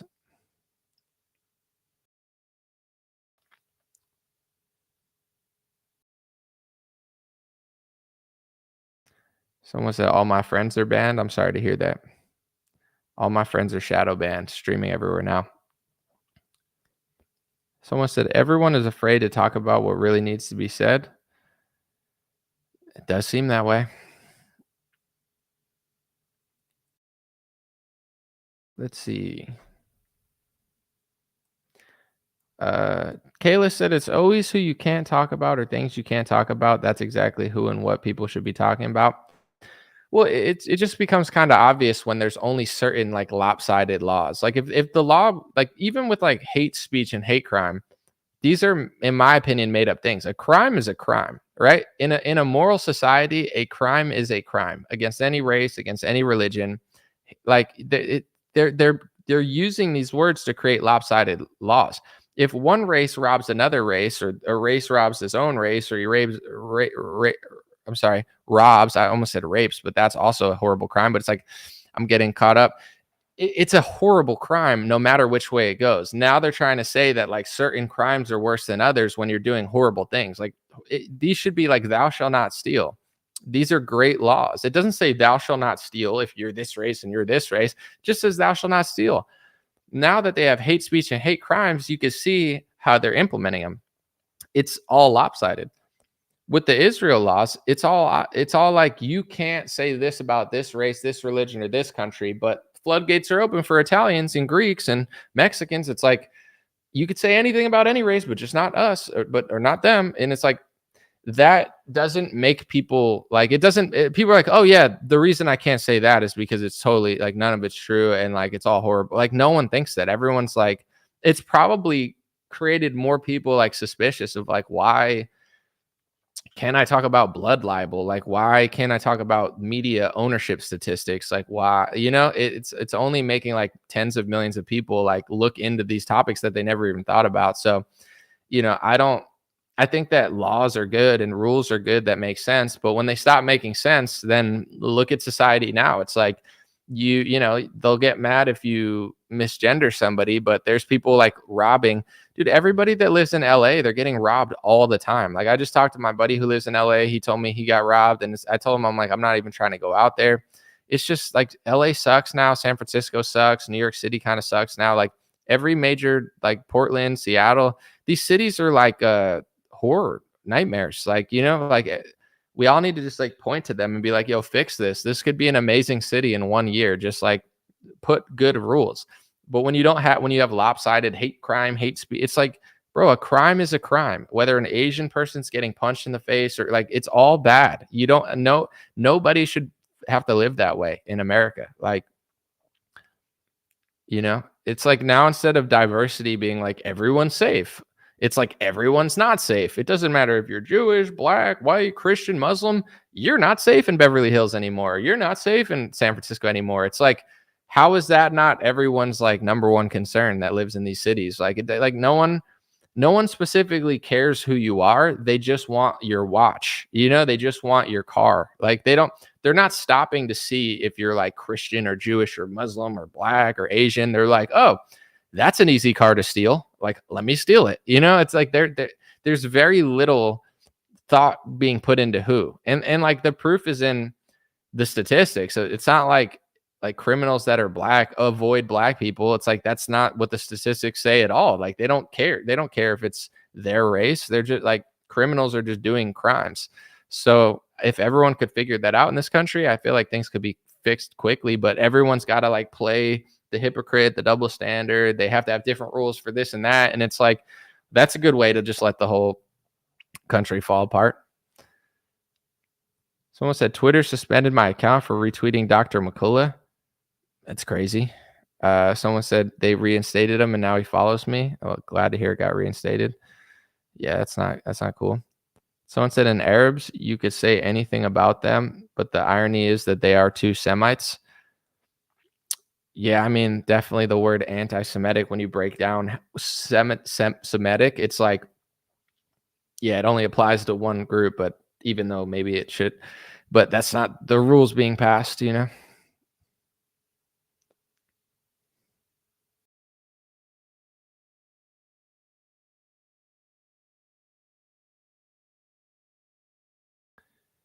Kelly said, here I am too, because everyone moved here in LA, San Francisco, Oakland. We're seeing robberies every day and every week. It's terrible.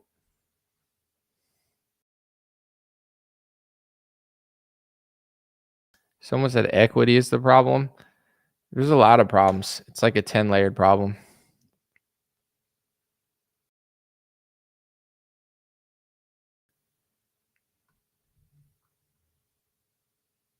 Someone said, yes, they are. I told my Lebanese friend and he got pissed.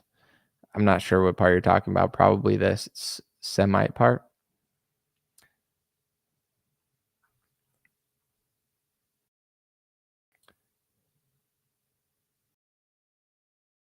Someone said, "Why don't you leave where you're at?" I mean, the whole like, here's how I look at the whole country. Like, I know I'm not trying to be rude but like, I feel like people in Texas will be like, "Oh, Texas is the best," and it's like Texas is awesome, but like, I've been to Austin. Austin's not awesome. Um, Louisiana's red, but what's the big city? New Orleans. That's like the number one crime capital of the country. Like, all these red states have North Dakota should be like a great place to go, but the governor sold the state out to Bill Gates. He took $100,000 donation from Bill Gates and then sold his state out. So it's like, they cloud seed in Idaho. Apparently, someone said they do it in Utah or Idaho. So it's like all these problems. It's like taxes suck for sure. It's worth leaving, but this fantasy that Republicans are like real opposition is just a fantasy. Like, literally, like, all of Trump's lackeys are like working for the people you think they're fighting, and no one seems to notice. So I don't, I don't think there's really like a state that you could run to, maybe like Wyoming or something, but I'm not even sure. Maybe South Dakota. Then there's problems there. There's a reason that real estate's cheap is because it's like, people don't want to live there as much as they want to live near beaches. Jay said, a reminder of why I'm paying it forward. 4 years ago, I told you my daughter refused the job at the university and started a jewelry business. You offered to promote her if I DM'd you. I was thankful for you. She won. She never gave up. Thank you for the $40 super chat, Jay. And that's awesome. Thank you. See, like, if people are cool to me, I'm a cool person. Thank you so much, Jay. And you said that I told you my daughter refused the job at the university and started a jewelry business. And you said that you'd promote her if I DM'd you. See, I like to support people out of the kindness of my heart. If they can reject tyranny, that's a great story. And I do a lot of like messages, so I forget that. But sounds like me. I'm a great person. No, I'm just kidding. But thank you, Jay. I tried to do a lot during the pandemic. I gave people money that had no money, that were just like, the government shut all their shit down. Like, I gave away thousands of dollars for free just because I had extra money at the time. And I was just like, if the government's not going to help these people, I'll help. Someone said they locked me up for 7 years for 3 grams of heroin in Louisiana. Dude, that's a long sentence. Heroin's a crazy, crazy stuff, though. Well, I'm glad you're free, and stay clean, stay blessed, and get on that right path, my brother. Thanks for being here. God bless you. We all make mistakes, but it's a long sentence.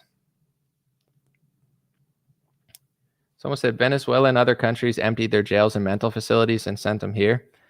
It's not out of the question. I wouldn't doubt it. Someone said mountains, not beaches.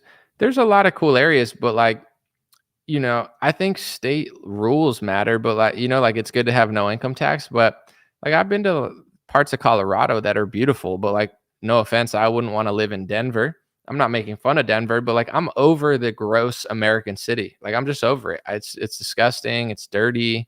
Like, it doesn't matter if you're in a blue or red state. If you're in their disgusting city, it's disgusting. Like, they don't know how to run it. So why do I want to live that way? Like, everyone's pretending like it's a desirable way to live. It's not. LA was desirable 10 years ago. New York City was desirable in the 2000s. Like, these were good cities. They're just not anymore. Like, there were pros and cons. Now it's just like 50,000 cons. And like, you get to go to a nightclub and get drunk and pretend like there's not shit and piss all over the street. Like, that's the one thing I miss about LA. Like, I miss my friends and people that I met there, obviously, but the only thing I really miss is like going out to cool clubs.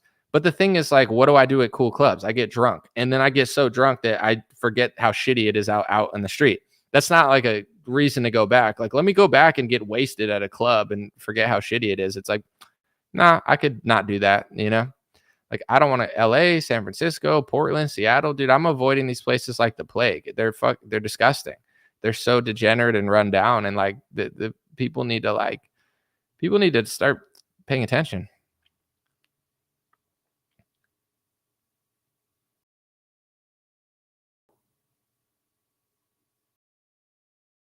Someone said, come to a small town at the foot of the mountain. We got creeks and such. I might end up somewhere like that sooner than later. We'll see. Minneapolis fell faster than any city. The true answer to fix these problems in our country is not politically correct, and nobody has the balls to do it. The Democrats are horrible. The Republicans have bad messaging and are afraid to do it. It's not good. That's why they control the culture in the education system. Because if you can create a culture where you can't say anything, now no one can fix the problem. The left makes it worse, and the right just stands there and flails their arms. Like, you could call out a lot of the stuff that I talk about and others talk about 20 years ago. Now it's like a crazy thing to do, but it's only a crazy thing to say or do because the world's crazy. Like, if the world was normal, none of this stuff would be that edgy or weird. It's only edgy or weird because everybody's like losing it. So that's why like Republicans are playing a losing game. They're just like running circles around one guy and then not paying attention to like how he fails, you know? But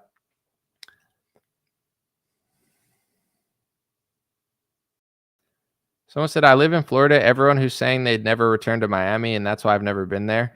That's the thing. Like, Florida's awesome, but like, I wouldn't want to live in Miami. Some people do, but I don't. I don't desire. Like, I've lived in a big city for a while. It was good for my 20s, doing what I did, like experience, but it's not desirable. It's just not. And especially now, it's so much worse than it used to be. Austin. I went to Joe Rogan's comedy club, and outside I felt like I was trapped in a nightmare. Like, this guy like walked up to me, but I thought I was going to have to like fight him. The dude was like walking at me like he was going to do something. Like, I was with my friend who's a UFC fighter, so I had backup, but I don't want to do that. Like, I'm not going out for a fight. I'm not like a drunk guy like at a bar. It's like I'm just trying to have a good time. Austin had just like, it was just like weird, just like, ooh, like it's like, is anyone like, what is going on here? And then I don't think it was the best part of Austin, but I'm like, nah, I would not want to move there. Like, why? Who wants to live? Like, who doesn't want to live in a clean area? Like, clean, nice. It's fun to go out, but isn't it more fun to go out to a place that's like clean? You know what I'm saying? It's like eating at a restaurant and there's like shit all over the ground. You're like, this is better. It's not better. Like, it's just the city can't clean itself, so everyone has to act like it's better. Yeah, it'll be a little dirtier in New York because there's so many people there, but not like it is now. And everyone's like, this is awesome. It's not awesome. It's horrible. Like, do you want to go to a clean beach or a dirty beach? Do you want to go to a boardwalk you can walk down and like close your eyes? Or do you want to go to a boardwalk where you walk on and there 50% of the boardwalks crackheads who are going to try to like steal your bike or car? Like, you know what I'm saying? Like, that's like Venice Beach now. It's like everyone acts like it's so great. Like, it's not great. It's not desirable. It's not nice. It's not like it's horrible, but it's like, it's not ideal in any form of the word. The Atlantic City boardwalk, bro, that boardwalk can get a little dicey. Atlantic City in general is a little dicey. Like, it's a good concept, but like, once you leave the casinos in Atlantic City, it's not Vegas. It's not the Vegas Strip. Let's just put it that way. Someone said smoke crack with them or you're a bigot. Dude, just smoke the crack with the homeless guy. Come on, bro. It's like, what? You're like, no, I don't know. The thing is too, here's what I've realized. Like, the left is obviously like running the cities poorly, but the average person, like they don't want to like, just like, they don't want to say the obvious. Like, the obvious is like edgy. I've been doing my own thing for 5 years, so it's nothing to me, but like, I say something normal and it's like, whoa, you know what I'm saying? It's like, I know it's like, yo, get these people off the streets. It's disgusting. It's filthy. And like, no one wants to like say that. They're like, well, yeah, but I mean, I want to help them. It's like, you're not helping them. No one's helping them. There's nothing helpful about this situation. And like, does anybody care about the kids and the women that have to like walk to work through this shit? Like, it's like, everybody's so pathetic in this country. Like, even when I lived in LA, it's like, here, you could say your little fake liberal, like, oh, and then I'll say, like, I watched a girl get jumped like in the middle of the street. Like, do you give a shit about people like that? Like, no, like, what about the kids that can't use the park because the park's disgusting? The park is filled with like crackheads and criminals, like, and it's just like gross. It's literally like all the parks, like where I used to live in LA, they should literally just wrap a thing of tape around it and just be like hazardous, like off limits, because it's not a park anymore. It's just like disgusting. I remember one time at night, I had to walk through Alvarado Park, which is like a crazy area because I used to walk and work over there all the time. And I had to like go across the park at night. Like, I didn't want to, but I like had to. And it's really scary. So my strategy was like, just act crazy so no one messes with you. And that's what I did, and it worked because like there's so many bad characters out at Alvarado Park. I can't imagine what it's like now, but even back in the day, it was bad. And I was nervous, so I was like, maybe if I just act like a crackhead, everybody will leave me alone. And that's what happened. I just walked across the park and was like, like just acting weird and shit, and like everyone left me alone. But I bet if I would have walked normally, like someone would have said something. So I was like, I gotta like fit in, or else I'm gonna get like chased or something.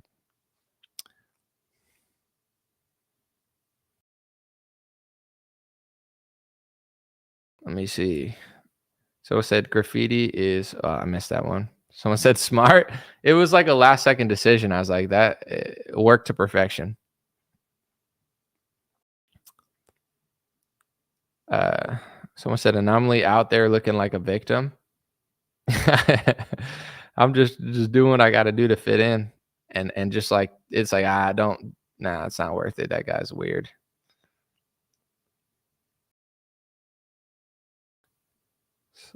I'm trying to read the comments. Let's see. Parks in San Francisco said gym are filled with broken glass, needles, zombies, trash, and occasional coyotes wandering. Dude, it's horrific. And everyone just like deals with it. It's like, is anyone alive? Like you feel like you're in the Truman Show. You're like, is anyone like paying attention? And just like we're going. It's like, dude, let's get out of here. But I get it though. It's because like when I'm 27, I have nowhere to go. I have no car. It's not easy to just get up and move. Like it's I'm not one of these like people that just got like $1 million from their family and it's like, oh, just buy a jet and fly away. It's like average families, they don't know how to move. I had no car. I was living rent to rent. Everything I knew was there. I had nowhere to go. It's like it wasn't easy for me to like leave, but I was like, I got to figure this crap out, especially after COVID. It's like obvious, like get the hell out of here, by any means necessary. But most people, it's a hassle to move. It's a hassle to look. Like every day you look for somewhere, you're like losing money, that you could be working or something. So I was playing anomaly. Nah, you're good, flat earth homie. We got flat earthers in here. We got globers. This is a channel where flat earthers and globers can get along, because they try to divide. Everybody talks about black versus white. Everybody talks about Christian and Jewish and Muslim. Everybody talks about Democrat, Republican, but nobody talks about how they're trying to divide flat earthers and globers, and when flat earthers and globies can unite, that's when the elites have a real problem. I'm just kidding, but I just thought it was funny. They want you to hate each other. If you believe in the globe, they want you to hate your flat earth neighbor. If you're a flat earther, they want you to hate globers for not understanding. But what do we do here? We bring them both together.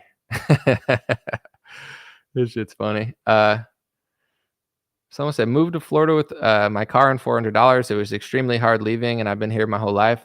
Yeah, it is hard. But sometimes the great moments are built in the struggle, right? Sometimes it's just like, let's do something wild. Let's leave. And it works out.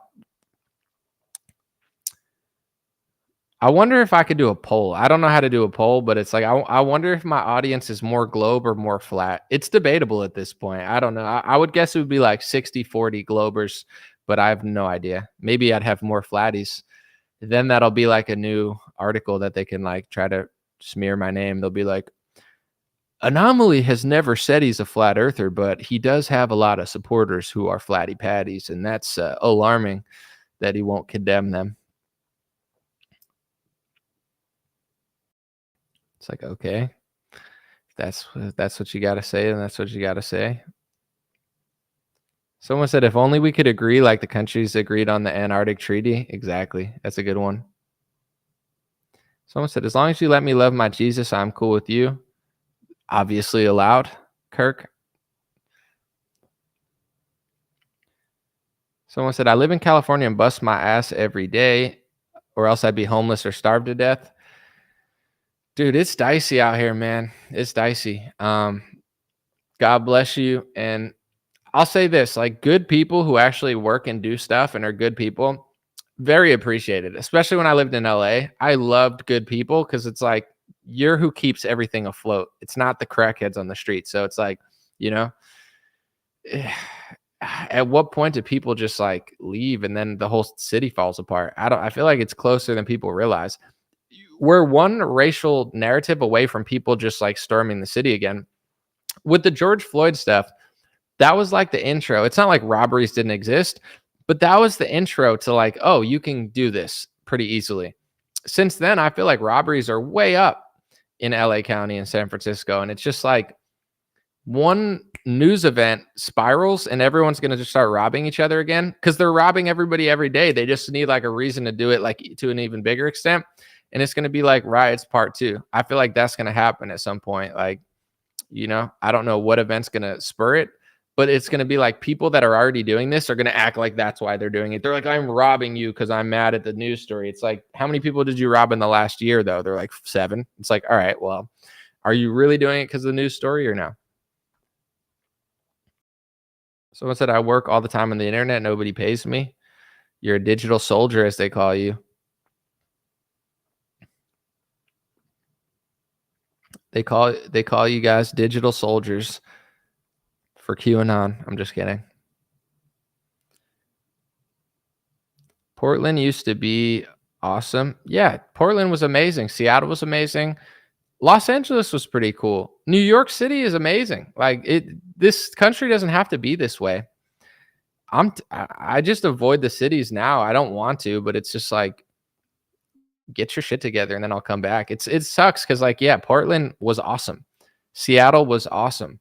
LA was awesome. San Francisco, it was cool. Austin used to be cool. New York City was awesome. I love New York City, but it's just like, it's just not what it was. And I'm not going to pretend like it is what it was because it's not what it was. So I just don't want to deal with it. Like it's just getting weirder at like rapid rates. And like I think everyone's so politically correct that they don't want to notice things.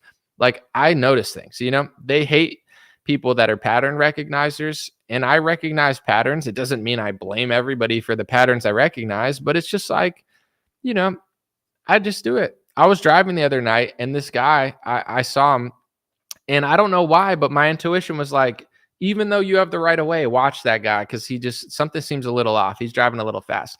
I watched. He ended up running 2 red lights in front of me, flying past me. And like, if I wasn't paying attention, something might have happened because this guy ran 2 red lights. I saw him just, I was like, yo, this guy's crazy. Like what did this guy just rob a bank or something? Like he's on the run from the police. But I noticed that like most people, they just drive and they're like, I love everybody. And it's like, dude, not everyone can drive. This guy's illegal. He doesn't even know which side of the road he's driving on. He's from a country where you drive on the left. This lady's on her phone. This guy's texting. Like this guy's tired. This guy just sucks at driving. Like, I don't, it's like the world's not perfect. So I pay attention. They hate you when you pay attention. But in general, I think people in New York and San Francisco and LA and Seattle, the people that haven't left yet, they're trying to convince themselves that it's not as bad as it is getting. And it's like, it is getting that bad and it is getting that weird. And the only way it's going to stop is if people recognize these things and call it out, but nobody wants to seem like racist or, rude or negative. And it's like, okay, but as from the outside in, like now when I go to these cities, I'm like, yo, this is bad. Like, it's not just bad. It's like way worse than it was 2 years ago. And everyone's like, whoa. It's like, no, this freaking sucks, bro. Like, no, this sucks. There's shit outside. This guy's a crackhead. This guy's roaming around looking like he's going to stab somebody. And you don't want to pretend like the dude's not a normal guy. You don't know what a normal person looks like. And I'm not saying to judge people because they're wearing a hoodie. You can tell a crackhead. You know what I'm saying? They move a certain way. It's just like white, black. That's a crackhead. That guy's up to some shit. He's pissed off doing like weird shit. He's not talking to anybody. He's talking to himself. Like, it's not, you're not like stereotyping. You're just like recognizing obvious patterns. And no one does. Back in the day, you could just be like, yo, get the fuck out of here. You know what I'm saying? Like, yo, get out of this store. We got kids here. You can't be smoking crack outside my store. Now you can't say anything. They get mad at you if you do anything. So it's like everyone just acts like it's totally normal. When I was in Austin, I was with my buddy who's a fighter, and like I wanted to go out and drink with him, to be honest, because like that's a cool thing to do. But after the Joe Rogan thing, he was like, do you want to go out? And like I looked around and I just looked at the street and like all the characters on it. I felt like I was having a literal nightmare, and every like half the people in the street were demons. And I'm just looking, and he's like, you want to go somewhere? And I'm like, no, I want to go right back to my hotel. I booked the hotel a block away. We got a piece of pizza. I went back to my hotel. I'm like, I'll go get my thrill somewhere else, not in this like demon portal called Austin, Texas or whatever, It's like, this is not LA. This is not what LA looked like 6 years ago. This isn't what like New York City used to feel like when I was a kid. Like none of this is like normal or good. And I just don't want to be around it. I feel like I'm in like hell. I'm like, did I sin too much? Is this hell? Or is this just Austin, Texas? That's like seriously how I feel. You're like, is this, you're like, Jesus, I'm sorry. I'm sorry. I know I made mistakes. I need to repent more. You're like, oh no, this isn't hell. It's literally just 6th Street or whatever. Someone said, right, it's not about race. It's obviously harmful behavior. Absolutely. And the thing is like, evil is evil. Theft is bad. Like all of this is bad. It's just like, if the statistics line up in a certain racial direction, then nobody wants to talk about it. But like, it's bad no matter who's doing it. But if the patterns are the patterns, then it's at least worth trying to get to the bottom of, and nobody wants to do that. So they just have to act stupid. But, to me, the solution is people being honest, because when you're honest about it, then you could be like, all right, well, like I don't want to live that way. Like if you're going to act like it's not happening, I want to be far away from you, people like you. Like in San Francisco, they act like it's not happening. Get me out of there. LA, get me, like, it's like, I don't want to live around anyone that acts like that's normal. If you think theft is normal and robbery and friggin' carjacks every day, you're not a good neighbor. Bible talks about neighbors. Everybody knows what a neighbor is. Who wants a bad neighbor? Who wants a stupid neighbor where it's like your house get robbed and he's like, I thought they were your friends. And you're like, no, dude, it's like, did you take pictures? Like, I didn't want to be racist. It's like, what are you talking about, bro? It's a freaking like Venezuelan street gang, like robbing my house. Like, you know what I'm saying? Like, who wants that? I don't want neighbors like that. I don't want a community like that. I don't want to live somewhere that there's shit on the street. I don't want robberies to be normal. And it's going to just keep getting worse, and it's going to keep getting everywhere until people put their foot down. And like men are like, no, this isn't good. Like that's all it would take. If everyone was like, this is not good, let's stop this, then there would be a demand to stop it. But it's like, you got liberals just being liberal. You got like the activists being activists. You got the cities just imploding. And then like a lot of Republicans are like, I don't care, I just love God. And it's like, I love God too. But like also this also sucks, like you can't raise, like if your town was awesome 30 years ago and your town is not awesome, you have to understand now you can't raise kids there and your kids can't raise their kids there. So now you're forced out of your town because it sucks. It happens in life. It's not like the first time it's ever happened in human nature, and you don't got to cry about it. But you, like Tucker Carlson used to say, is like, I want to be buried where I was born. Like some people don't want to move. And it's like, I'm not saying it's never, like, sometimes it's necessary. My family moved to America, but it's not the ideal. Like Italy wasn't trying to be so poor that everyone had to move to America. Like that wasn't the goal. Was like, let's put all the opportunity in America and have a shitty economy in Italy. It's like they messed up or something. And then people are like, all right, I got to go to America to get money. Like, it is what it is. It's not the ideal state. Or Greek. Like Greek used to be rich. Now their economy's in shambles and their empire's that big. That was not the goal. That was like, someone got us or something. I don't know exactly what happened. Maybe they partied on the islands too much with the bad ladies from all the other countries. I'm just kidding. But but no, it's like the left ruins everything and the right just kind of stands there with their arms crossed and it's like, oh, well, I mean, at least we have Trump. It's like, Trump's not going to fix the cities. Maybe like, maybe he will or something, but I don't see it. And that's the thing with how they're compromising him. It's like all these things they do to him, they're taking his money, they're making his life hell, and they're probably trying to make Trump like compromise on certain things. That's why, in my view, like, on one hand, you would hope if Trump won that he would be better than he was last time, but he might be even more compromised. Like when Trump ran in 2016, he probably was more compromised than people want to even admit. But now with all these court cases, $100 million lawsuits, this, that, Lindsey Graham on a stage, this guy probably is not going to be able to do anything. He's probably so compromised that he's just trying to exist and not go to jail or something, where it's like, I don't know. I'm not saying like not to vote for him if you want to, but I don't see him doing that much. Like, they're going to go crazy. And like, the question is, does he have the conviction? I've watched I don't think he has any conviction to anything but himself, but people that love him think that he has conviction to do all these things they want him to do.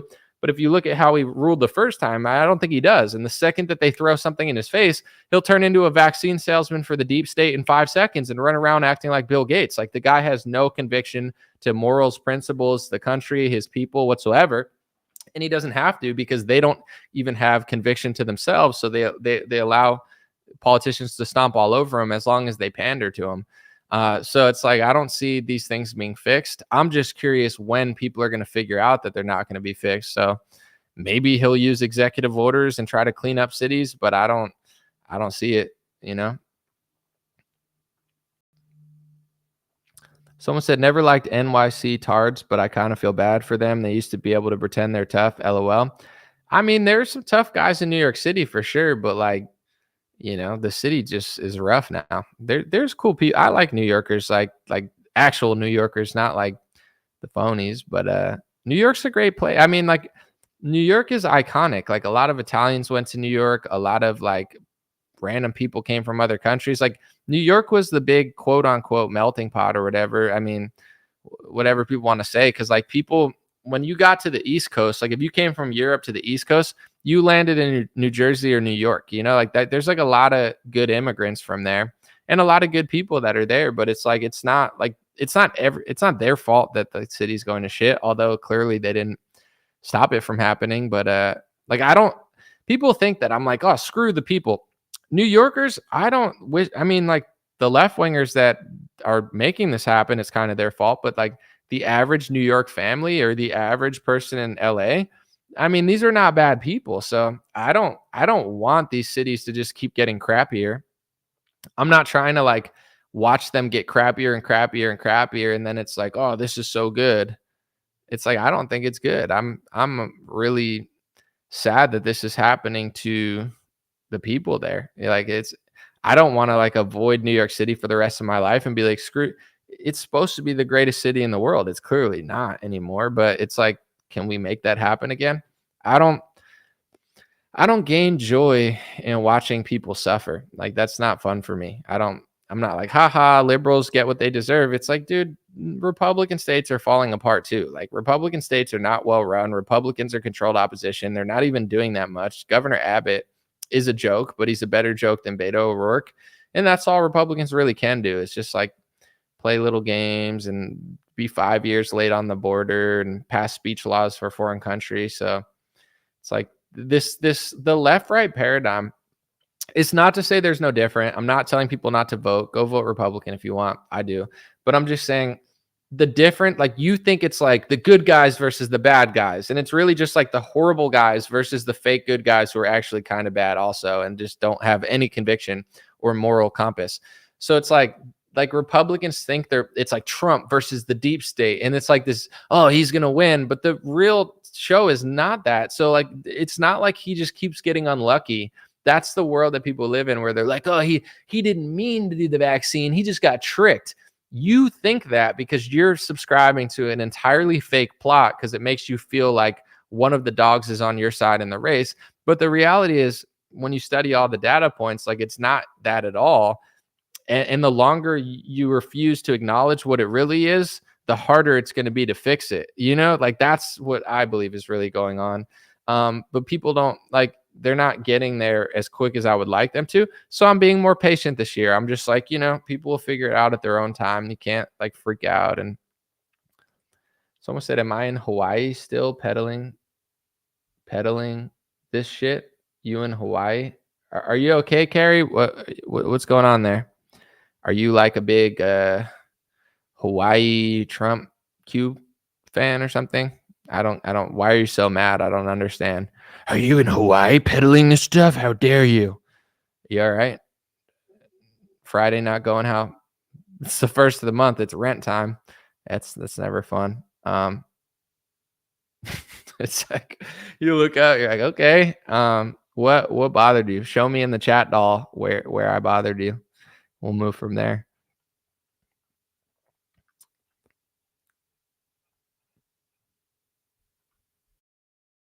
All right, no answer. We'll just assume that it was like, I'm literally like, I'm not even getting, I'm like, let people think that they'll figure it out eventually. I'm not like fighting with people over it anymore. I don't like, you know, there's no point. Someone said not bothered. Okay. Well, I don't know what that was all about. What you said I was pedaling. Like what do you think I'm pedaling? I would pedal my bike, but somebody stole it. No, I'm just kidding. I just thought that was funny. With all these thefts going on, I would pedal my bike, but it's been stolen. No, I'm just kidding. Anyway, what someone said New York is iconic, right? I love New York. Yeah, like I'll say this too. Like when Republicans are like, "Oh, screw California." Dude, California is some of the greatest real estate in the world, not even the country, in the world. It's like, "Yeah, screw that." It's like, "Bro, name a Republican state that functions properly." There's places in Republican states that function properly, but the greatest city in every Republican state is going to shit. New Orleans has a higher murder rate than San Francisco does. New Orleans, I'm not saying it sucks, but it's like it's not as safe as it was 10 years ago, probably. So it's like all these Republican states are falling apart too. And they're like, screw you, libtards. And it's like, yeah, libtards suck, but also your states are falling apart. North Dakota has no reason to be liberal. And the governor that Trump is friends with, because Trump is in with the pharmaceutical industry and Bill Gates, nobody just wants to admit it. The North Dakota governor took $100,000 from Bill Gates. And that's supposed to be like, oh, I'm going to escape to North Dakota because it's cold and nobody goes there. It's like, well, you got some douchey, like wannabe celebrity looking governor who's selling out to Bill Gates. Like God only knows what's happening over there. I haven't even researched it because I don't live in North Dakota and I don't know. I haven't fully investigated like all the changes he's made, but I'm guessing based on who's paying him, probably not what I would want. Someone said New Orleans freaked out a friend from New York City. It has the #1 murder capital of the country right now, or at least last time I checked. New Orleans. That's a red state. It's a blue city. Why is your city blue? Because we can't control it. Well, there you go. It's like you can't even control your own city. So let's all come together and figure it out. I'm not saying you have to like left wingers, but it's such a Republican cope to be like, it's only the left. Trump's gonna save us. He's not. It's only the left. Well, how come your state's falling apart? How come he's selling out? It's like because the left. It's like it's just the left. Totally. It's like, how come Trump gave $18 billion to Big Pharma? He got tricked. He didn't get tricked. He sold out. It's like, no, I don't want to believe it because I wear a diaper. I wear a diaper and I don't want to believe these things. Okay, then lie to yourself. It's like, okay, lie to yourself and tell yourself that it's all getting fixed when it's not. Whatever. Someone said New Orleans has been corrupt for some time now. Yeah, but this is not like losing your whole country is not winning. You know what I'm saying? It's like Dallas used to be a Republican. Now it's not. Austin used to be nice. Now it's not. Seattle used to be great. Now it's not. Portland used to be nice. Now it's not. New York City used to be cool. Now it's not. Republicans used to run New York City. Now they don't. It's like not good. Like you get what I'm saying? And then why do cities vote blue? Because of the demographics. What's happening to the whole country? The demographics.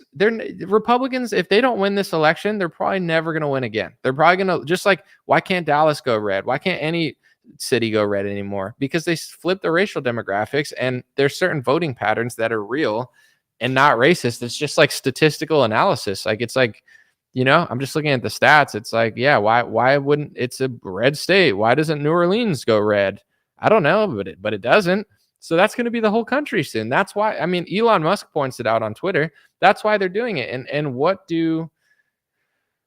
can Republicans do about it? Not much. I mean, if they win this election, you guys can't just sit around and like sniff Trump's butt. You guys got to make sure that he like actually governs. Because if Trump does what he does last time, we're done forever. And then it's clear that he was probably just controlled opposition the whole time to just like waste your time and be a cool guy.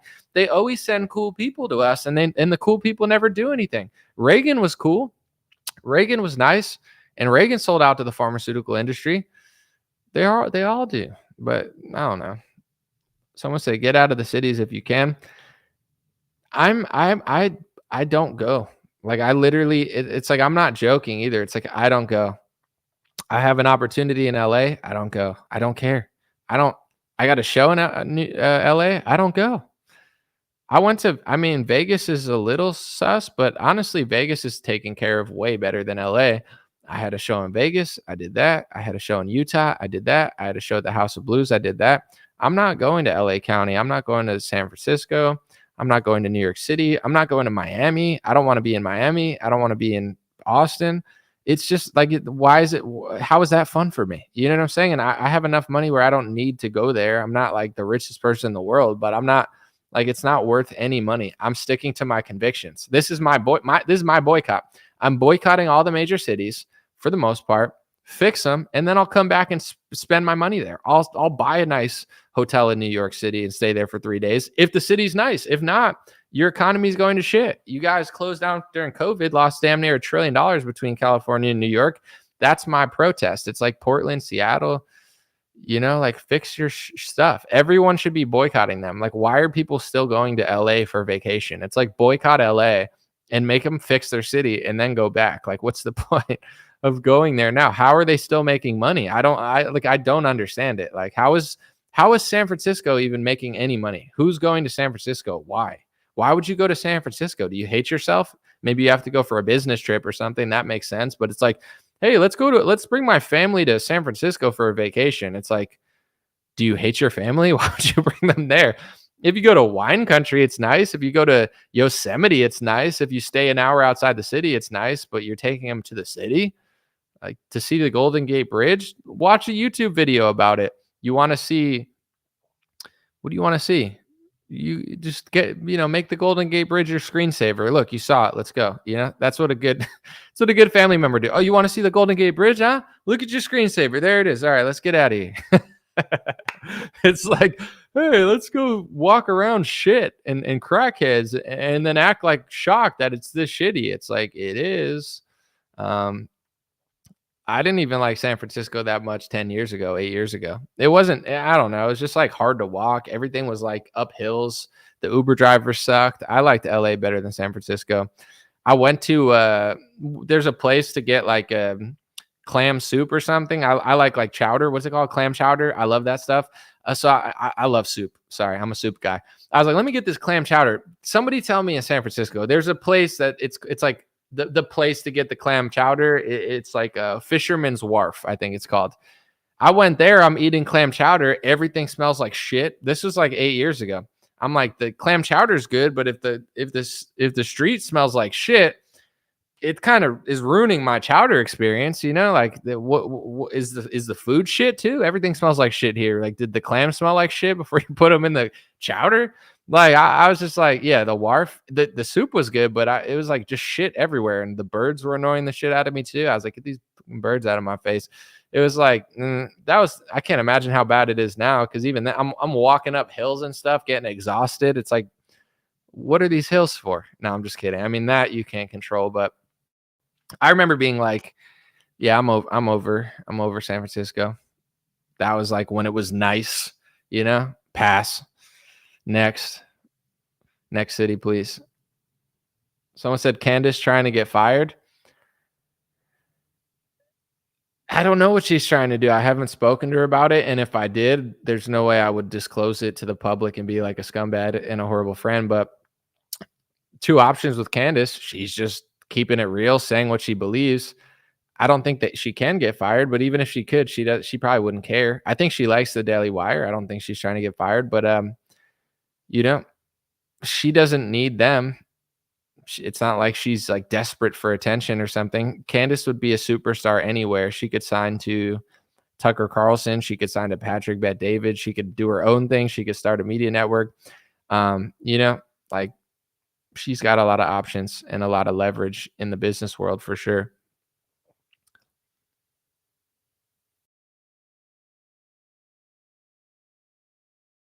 Someone said Candace is too base for Daily Wire. I mean, she's doing her thing. They're allowing it to happen. I mean, Daily Wire is a good business model, but I'm not a big fan of like Ben or Michael Knowles or Clavin or pretty much really any. I mean, I think Matt Walsh is interesting sometimes. I don't listen to Brett Cooper that much, but she seems like a nice girl. I mean, it's a bigger company than just Ben now, so I respect them for letting that conversation be had that Candace is having. And if they ever fired Candace or cut ties with Candace, it would look terrible for their brand. Like, to me, I would never support them again. But, I think it's pretty cool that it's allowed, it's happening, and they're not freaking. I mean, Ben is kind of freaking out. He's like, oh my gosh, oh my gosh, oh my gosh, I can't believe she said that. Oh my gosh, oh my gosh. You're like, Ben, calm down, Ben. Oh my gosh, oh gosh. You're like, what's wrong, Ben? Oh, Candace said something. All right, dude, chill out. No, I'm just kidding. I get it. Ben's very passionate, understandable, but I think I forget what he got mad at, but like, it was like a couple months ago. I forget the dynamic of the situation, but he was like not pumped about it. I don't remember what it was. I'm losing track. Was it the Kanye thing? Was it something else? I don't know. I just remember seeing the thing. Like, oh my gosh, Candace. And you're like, what? Yeah, all right. Yeah. Dude, can't listen. I don't see all of Candace's shows, so I'm not like, I don't know everything she's saying, but like from the clips I've been seeing on Twitter, she's going hard in the paint these last couple weeks. Let's just put it that way. Like she's definitely going hard. You know, I don't see like everything, and I don't say that I have to be clear, because like when you do what I do, they're always trying to like lie about you, which at this point I don't even really care that much, although it's annoying. But it's like I'm trying to just be clear with what I mean. Because if I say something like, did you mean this? And it's like, no. Like I'll say this, and they're like, but what about the this and this and this and this happened? I'm like, did I say that? Like, why are you putting words? So it's like if I say like, oh, I agree with the Tucker Carlson video, they're like, but what about his 15,000 other opinions? And it's like, yeah, I'm not Tucker Carlson. I'm not Candace Owens. She's not me. She's not responsible for everything I've said. I'm not responsible for, like, I'm responsible for what I've said and done.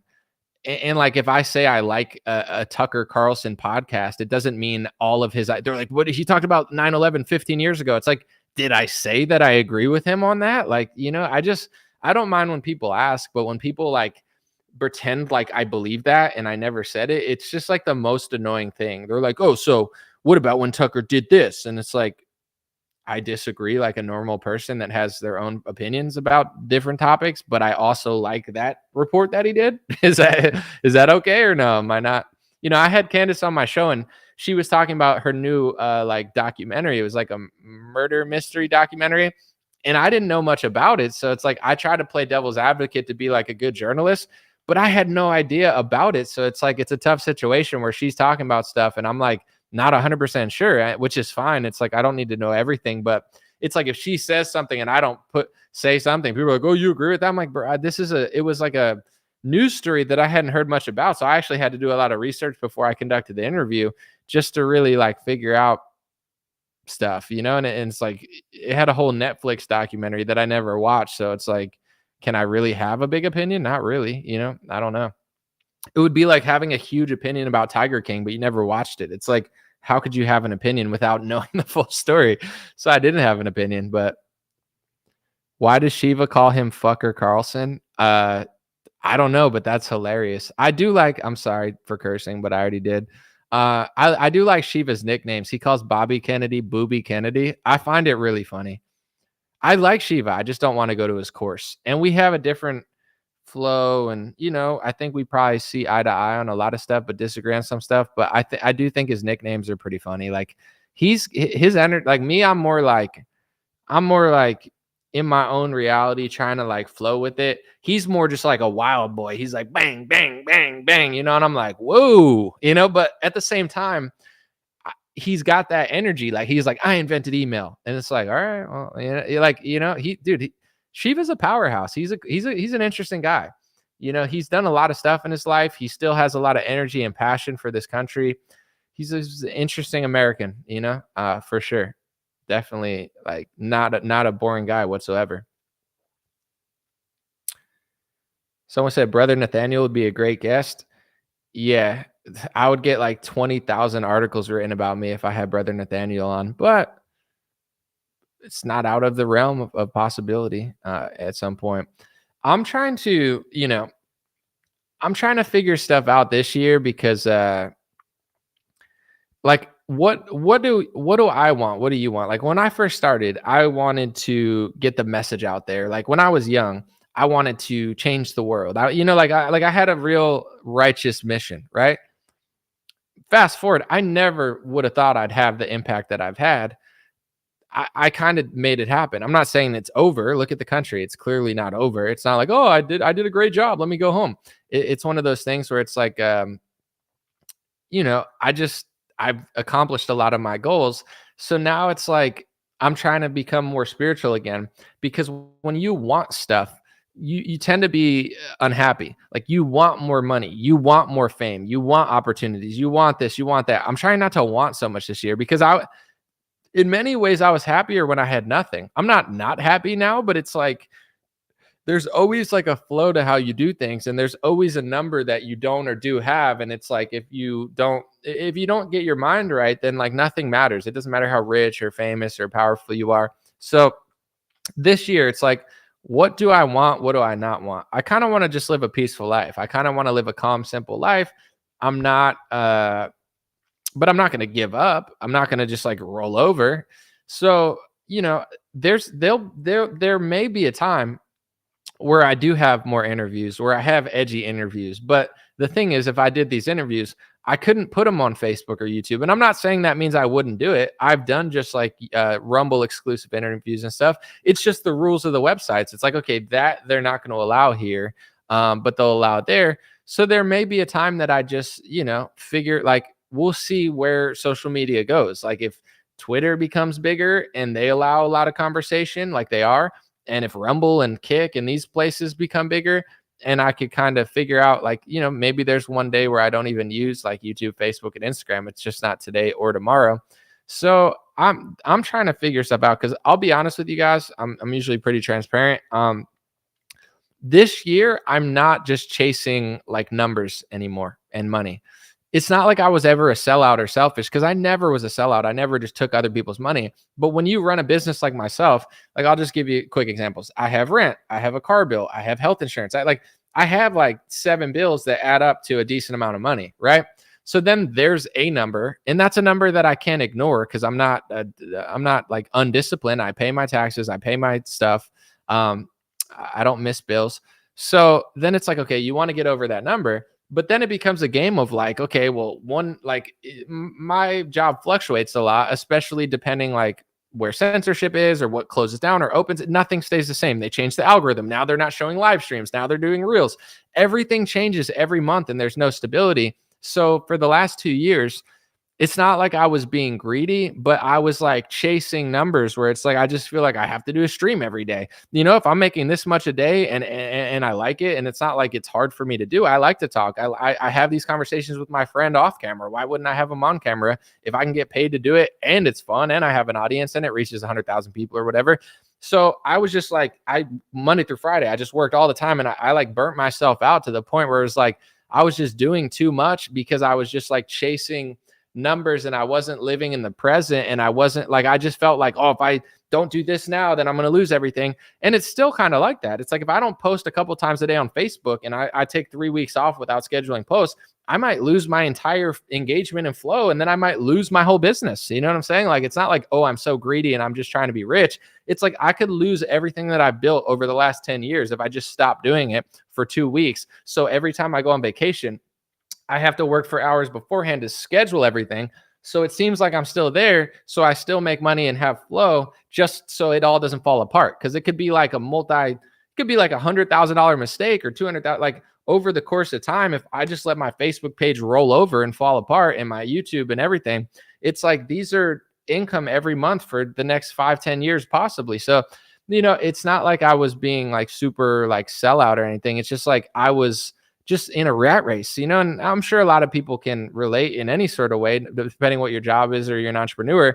It's like the work never ends. So you got to like stop it at some point. I can't work every Saturday and Sunday. I worked every Saturday and Sunday for pretty much from 2019 to 2022. Like, I didn't even take vacations, but the thing is that it paid off. Like, I definitely reaped the benefit of that. It's not like it was for nothing, but I can't work at that pace anymore. It's just not possible, because I'm doing all the filming, editing, lighting. People don't even realize when I'm banging out content every day for 2 years, it's like these videos that I used to make take me hours, you know what I'm saying, to like 4 hours to edit, and I'm dropping them every day like it's easy. It's just, I'm a workhorse. That's how I got here, because I just like, my work ethic is unreal, but it's not healthy. So this year, I'm taking money losses. I'm taking time off. I'm gonna, maybe I'll make more than I've ever made this year at the end of the year. I have no idea, but it's like I'm not chasing it. I'm enjoying my life. I'm living in the present. I'm grateful for what I have. I appreciate it. I'm not like gonna just live like I need this or I need that. It's like, and that's like with the conversation too. I'm in that zone.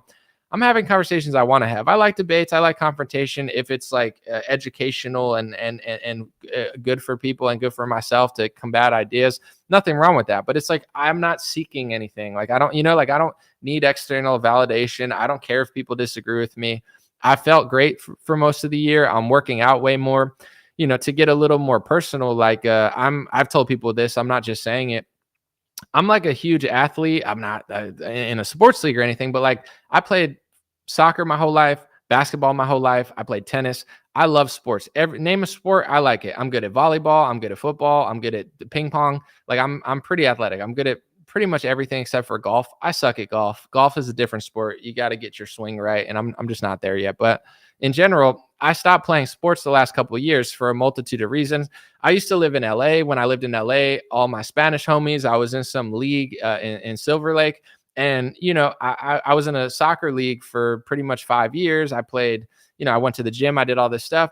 Over the last year or two, it's not like I did nothing, but I really stopped like doing a lot. And like when I was young, when I was like from 7 to 20, I had a gas tank. Like my cardio was always amazing. I never got tired. Like that was one of my skill set. And I feel like it's I don't know if it's genetic or if it's because I played a lot, but it's like I'm an energetic person. I could go 3 hours on a live stream. It's because I have so much energy. And if I'm just sitting there and getting a little fat or just getting out of shape, not like super fat, but fat enough that I'm calling myself fat, it's like it ruins not my whole life, but it's like it has an impact with everything. So I've got back to the gym. I'm working out like 5 times a week, playing soccer, playing basketball, playing more sports and stuff. I feel 1,000 times better. But the reason I wasn't doing that is because I just felt like I was always in a rush. Like I'm working 7 days a week. I'm doing 5 hours of filming, 2 hours of editing. I'm answering emails.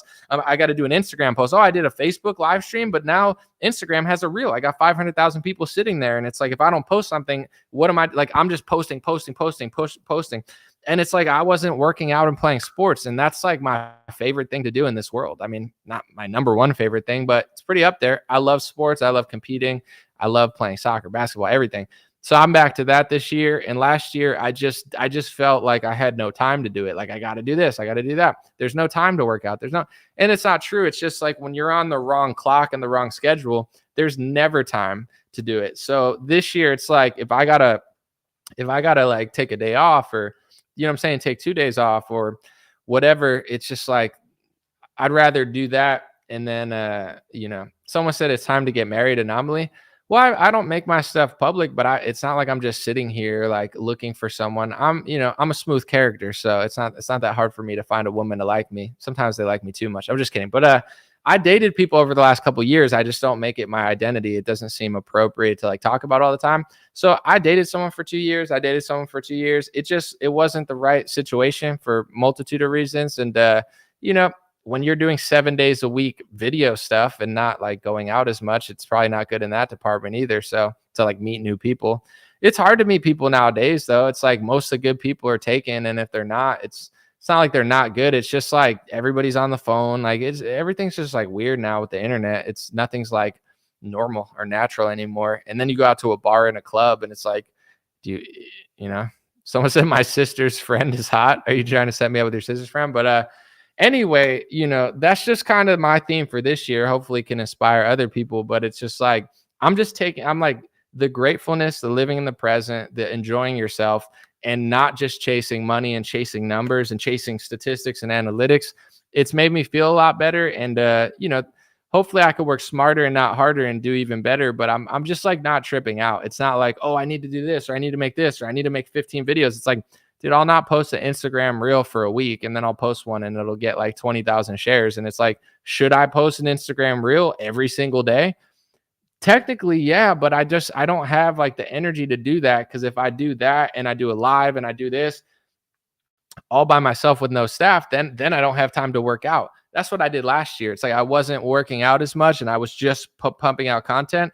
And I feel like not only was it not like fulfilling, but I feel like the content probably suffered a little too, not like totally, but when you're tired and exhausted and just doing like 6-hour streams and stuff, it's probably my energy probably wasn't like as joyful as it could have been, or impressive in some ways. So that's the goal of this year. And with the merch, I'm just gonna say this real quick. I have a whole new concept that I want to do with merch. The first batch and these designs, a few of them are going to make it to the next thing, but I'm kind of reimagining everything, like as far as like what I'm using. Because the first idea with dreamrare.com was everything made in the US. So if you buy a hat, you buy a sweatshirt, it's all made in the United States. I wanted to keep it in America for America, and I did that. So we found white hats. He just texted me today and said he found 40 white hats. I'm not just saying this as a sales pitch, and this isn't like, we just wanted to sell the hats. I literally, if you go to my store 7 months ago, the white hats have been sold out for 7 months. If I would have known there were white hats, they would have already sold out because I would have put them on the store. He just found them in a box. He thought they were sold out, and he's like, I found 42 more. So if you ever wanted a white hat, those hats are almost definitely going to be retired. I don't think I'm ever going to get those white hats again. So that's one of my most classic things. The sweatshirts are almost sold out. The signed hats, there's only one left. I'm giving 2 away. There's 3 total, so 2 are giving away, 1's left. I'm trying to do a blowout sale in my shop, and then I have a whole new concept for my shop. And this is one thing too. When I'm doing all these stuff, I'm like, I want to finish my book. I want to do this with the shop. But I never had time because I'm just always making content. So this year, I'm just like, you know what? I'm not going to buy any new products. I'm going to sell out the whole store. And it's not that far from being sold out. It's not like extremely close, but I would say like it's probably over 50% sold out. Like some items are sold out. Some there's only 10, 20 left. I'm going to sell out the whole store, reimagine my shop. And I'm just trying to do quality stuff. Like anything I do, it's like, okay, that's just good, So I've always tried to do that, but I got a lot of plans this year. And in order to do them, I have to like scale back and just work at a different pace. So appreciate you guys. Thanks for watching. I'm going to do a show for Patreon and Facebook supporters and everybody who supports. I'm talking to Andrew. Should be a good conversation in like 15 minutes. So that's happening. And thanks for supporting. Check out dreamrare.com. White hats are probably going to sell out as soon as they're all sold. Blue beanies are almost sold. Someone said Anomaly merch is so high quality. Thank you, Rusty. The sweatshirts, it's my favorite sweatshirt I own by far. The hats, my thinking behind the hats were because before I sell anything, I don't just like do them and be like, I don't know what they are. They're made in China. They're all made in America. I got like 7 samples of beanies, and I picked the beanie I picked because my head is big. And when I wear a tight beanie, it like hurts my head. It like, I don't like when it's like constricting on my head. I like it to be like a little looser. So this guy's name is Woke Man. He said you're racist, all of you, but I think it's a parody because his name is Woke Man. But anyway, the beanies are like for people with bigger heads. I mean, even if you have a smaller head, it should work. It's just I don't like restricted beanies.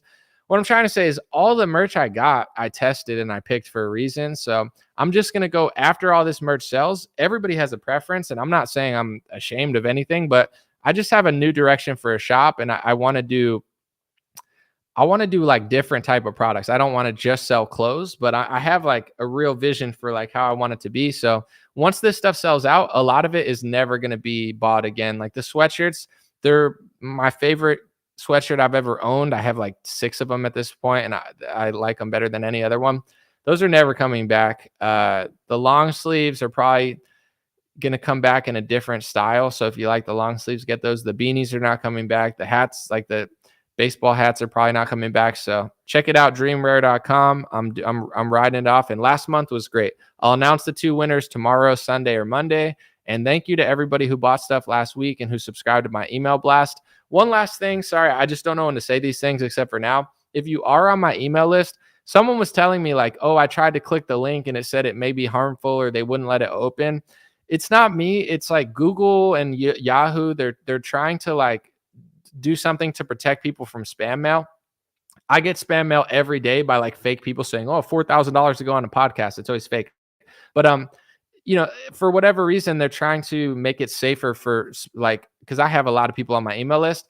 So they're kind of screwing me over, and it's like they're making it seem like it's bad, like, oh, we're protecting you from this, and it's like, how else am I supposed to do an email blast? So they say to not do it through Gmail, do it through your website. I did it through my website, and then they like banned my whole like dreamrare.com website thing. Like they're just making it so hard to send like a email blast now. It's like they're screwing up my domain or something, and then they're like being weird with the Gmail. So that's why if it says like if you get my email blast, I mean, check to make sure it's like actually legit, but also I don't know what it is. It's like they're attempting to protect the Gmail users from the wrong mail. So I'm not the wrong mail, but really be careful, because like if you ever see something like, oh, you owe money for PayPal, or like there's a lot of scammers out there trying to get your information. So let me put it this way. If you get an email from me and you click the link and it goes to dreamrare.com, that's my website. You could just type it in if you're afraid to click a link in the email, dreamrare.com. That's my website. It's all real.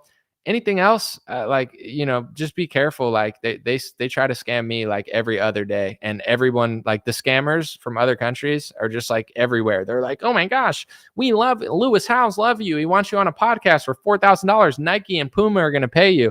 It's like, bro, I know this is a fake email. I got it 1,000 times. Stop emailing me. The stupidest spam mail trying to get my stuff. Sometimes they give you a fake Facebook link and they're like, oh, we suspicious activity, but it's not real.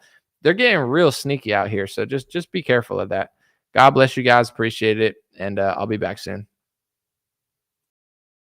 Hey, what's going on, my friends? Just a few ways to stay in touch and support if you'd like to. The first way is dreamrare.com. We have blue beanies, black beanies, pink hats, other colored hats, freedom versus tyranny shirts, stay blessed long sleeve, God is great long sleeve, and lots of more cool items coming soon. Dreamrare.com. Check out the shop to support. Everything's made in the United States. Handpicked by me. Patreon.com/raretalk for $5 a month. You can help support me, support the show,